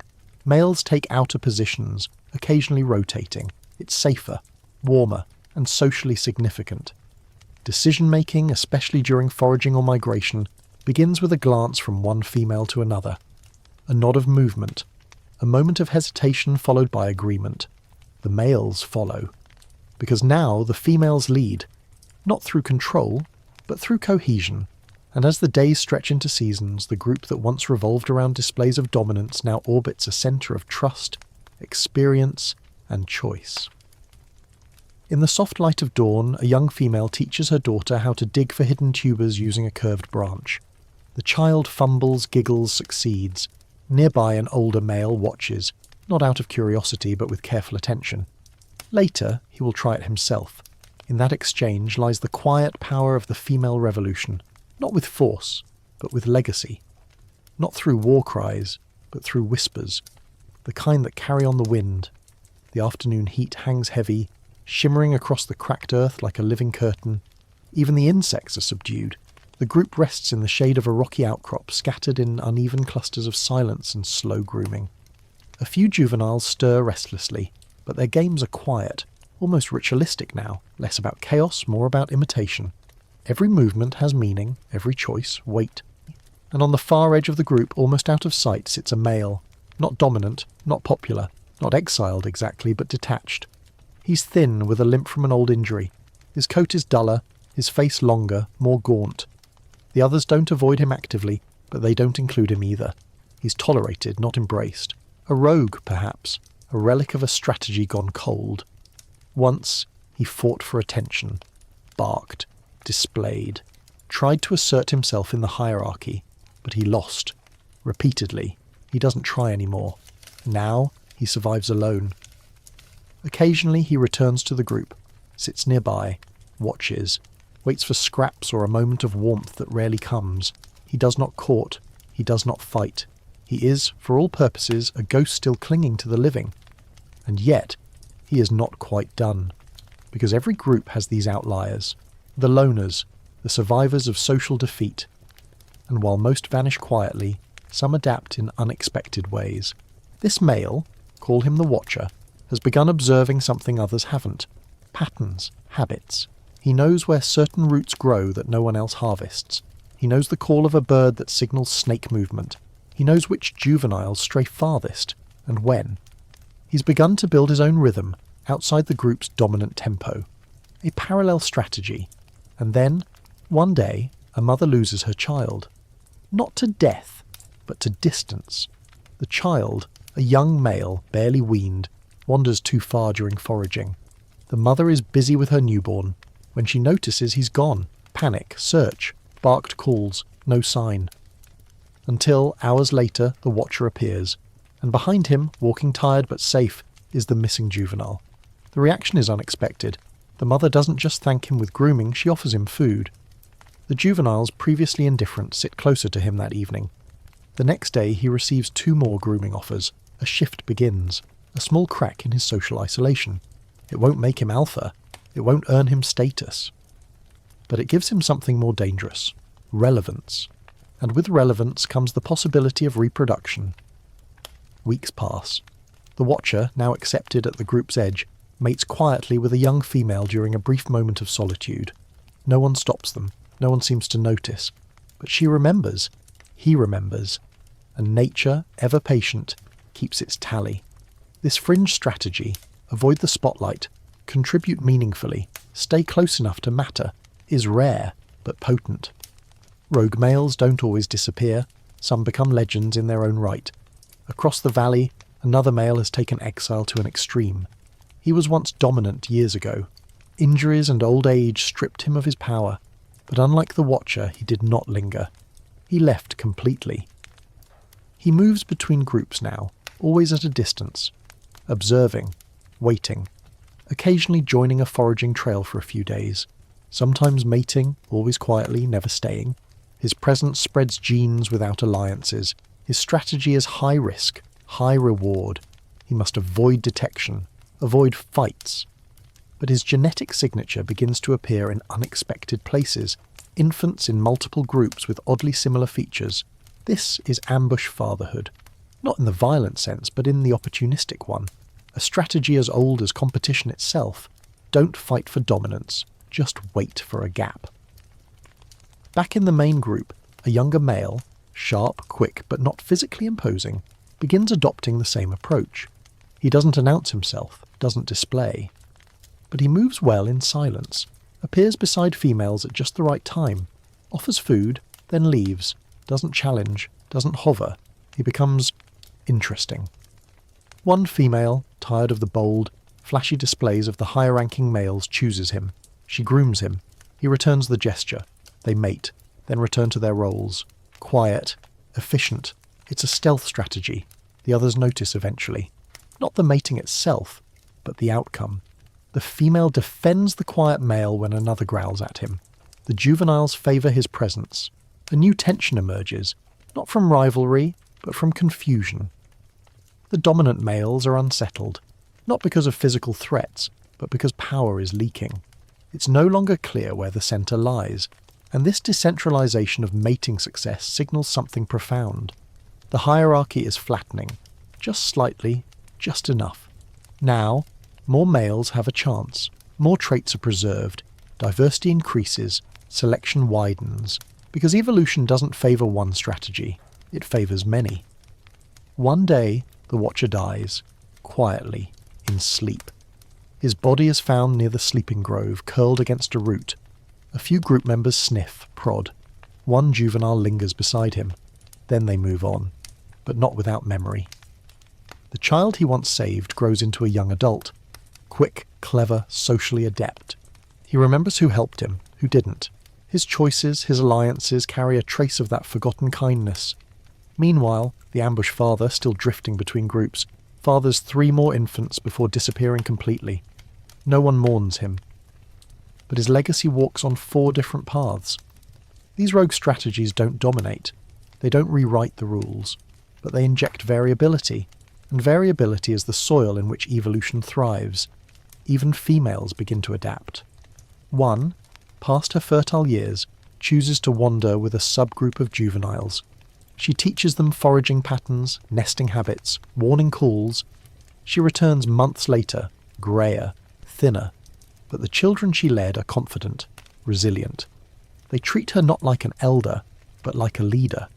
Another chooses to mate only once per year, prioritising food access and social grooming above courtship. Her offspring survive at unusually high rates.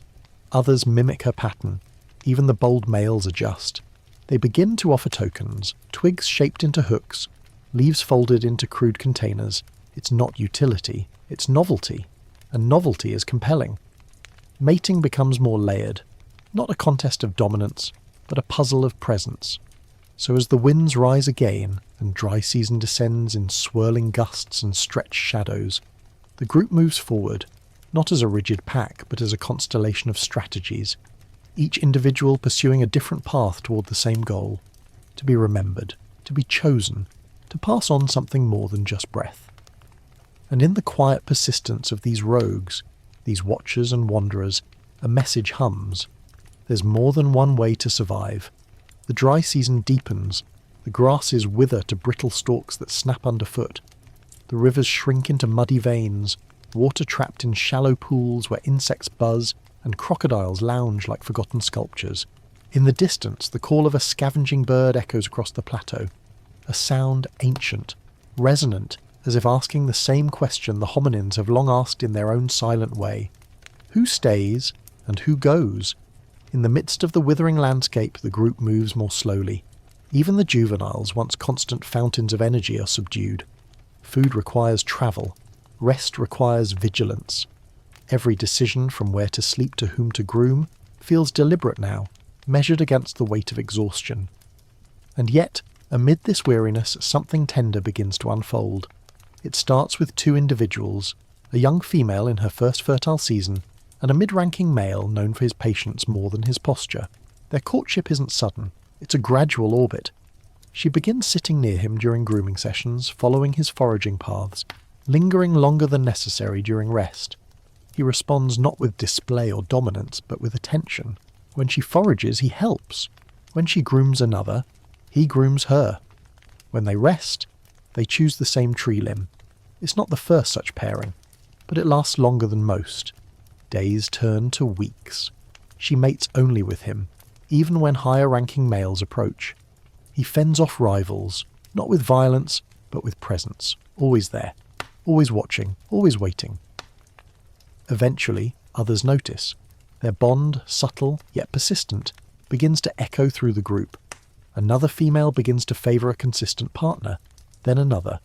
The practice doesn't spread like fire, but like roots, unseen yet steadily growing. This is the beginning of something rare in the animal world, something fragile and evolving, the first hints of pair bonding. Now let's not confuse this with modern monogamy. There are no ceremonies, no exclusivity clauses. But these bonds are different. They last longer, they are more mutual, and they begin to influence not only who mates, but how offspring are raised. The bonded male, the pair partner, doesn't vanish after mating. He stays close. He helps with foraging, occasionally watches the infant, offers food, not always, not perfectly, but more often than others. The benefits are immediate. The infant survives. The mother has more energy. The female is less vulnerable to harassment by rival males. And the male? He secures more than a single act of reproduction. He earns a stake in continuity, and this continuity doesn't go unnoticed. Other females begin to evaluate mates differently, not just by strength, but by reliability. Not just by flash, but by follow-through. One female, previously courted by multiple males, surprises the group by choosing a relatively low-ranking male. He's not the strongest, he's not the most vocal, but he's consistent. When she tests him, walking away, feigning disinterest, he doesn't push. He waits, and when she returns, he grooms her. She accepts, they bond, and over the following moon cycles they remain paired. There's even jealousy now. A bonded female seeing her partner groom another snaps, not violently, but visibly. She blocks him, grooms herself loudly, then walks away. The male follows, tries to reconcile. She ignores him for 2 days. When she finally allows him close again, he stays closer than ever. Lesson learned. Emotions, though primitive, are deepening. Affection, trust, betrayal. These aren't words in their minds, but sensations in their nervous systems. Neurochemical events, dopamine spikes, oxytocin releases, the ancient biology of attachment. And it's reshaping the social landscape. Pair-bonded males don't need to fight as often. Their energy goes to foraging, to infant care, to social maintenance. They are less likely to be injured, more likely to be trusted. Their presence becomes soothing, not just strategic. Even the group dynamics shift. Clusters begin to form around bonded pairs. Infants raised near fathers show fewer stress behaviours. Grooming patterns shift. Older siblings model the bonded behaviour. Juveniles imitate affection. A young male copies the way a bonded male touches a female's face before resting. Learning isn't just practical anymore, it's emotional. Of course, not all bonds last. Some dissolve after the infant is weaned, others fracture under stress, scarcity, aggression, the pressure of travel. One pair, once closely connected, begins to drift. The female favours another. The male, heartbroken in the simplest, most ancient sense, stops grooming, eats less, wanders farther. He returns weeks later. She doesn't acknowledge him. That too is part of the story. Loss, change, the recalibration of connection. But each bond, even the broken ones, leaves a mark, a memory, a model. And these models, over generations, begin to shape expectation. Now females begin to seek bonds before conception, not just mating, bonding. They test, they observe. They choose based on patterns, not just traits. And males, once driven only by timing and access, begin to learn that patience and presence bring greater reward. Some still chase, still compete, but fewer. The smarter ones wait, invest, and sometimes win more. This emerging system doesn't eliminate competition. It reframes it. The contest isn't just for access, but for trust. And with trust comes stability. A bonded pair is more than a mating unit. It becomes a social anchor, a unit others gravitate toward. During travel, they lead. During conflict, they mediate. During rest, they form the quiet centre of a growing web. And at the centre of that centre, an infant, curled between two warm bodies, dreaming the dreams of a creature not yet human, but undeniably on its way. In that child's world, safety feels like proximity. Security smells like the same two individuals each day. Comfort sounds like familiar grunts and breathing. That's not just survival. That's emotional continuity. And it is powerful. The group, once defined by shifting alliances and short-term mating, is evolving into something more resilient, less chaotic, still fluid, but with deeper roots, and those roots hold even during crisis. When a sudden storm hits, lightning, rain, wind tearing branches from trees, the group panics. Some scatter. Infants wail.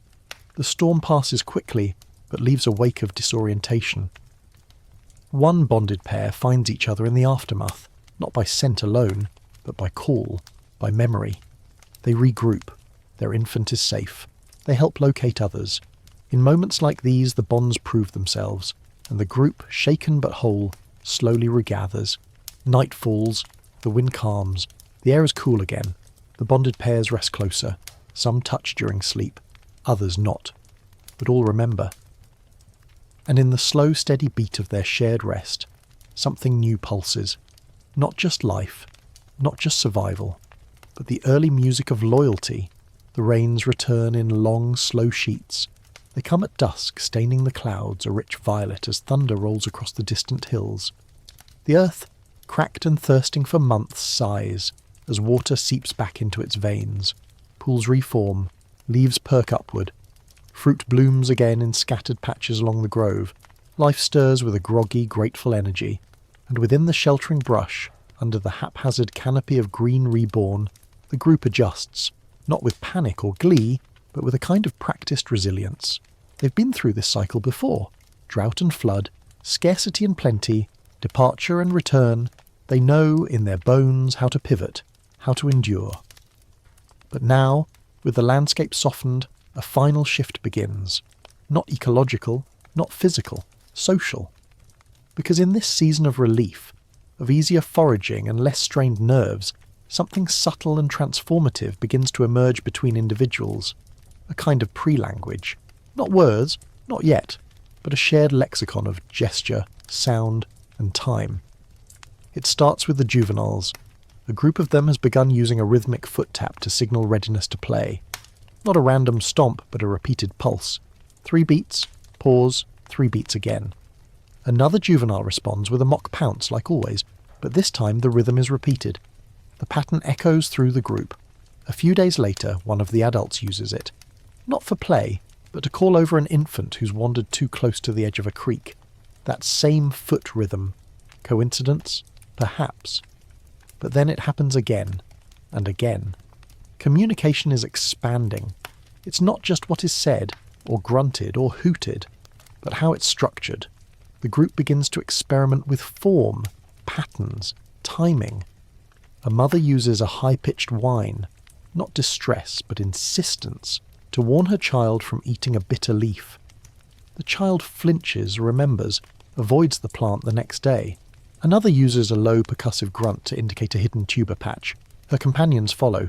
Each of these sound forms is basic, but they are shared.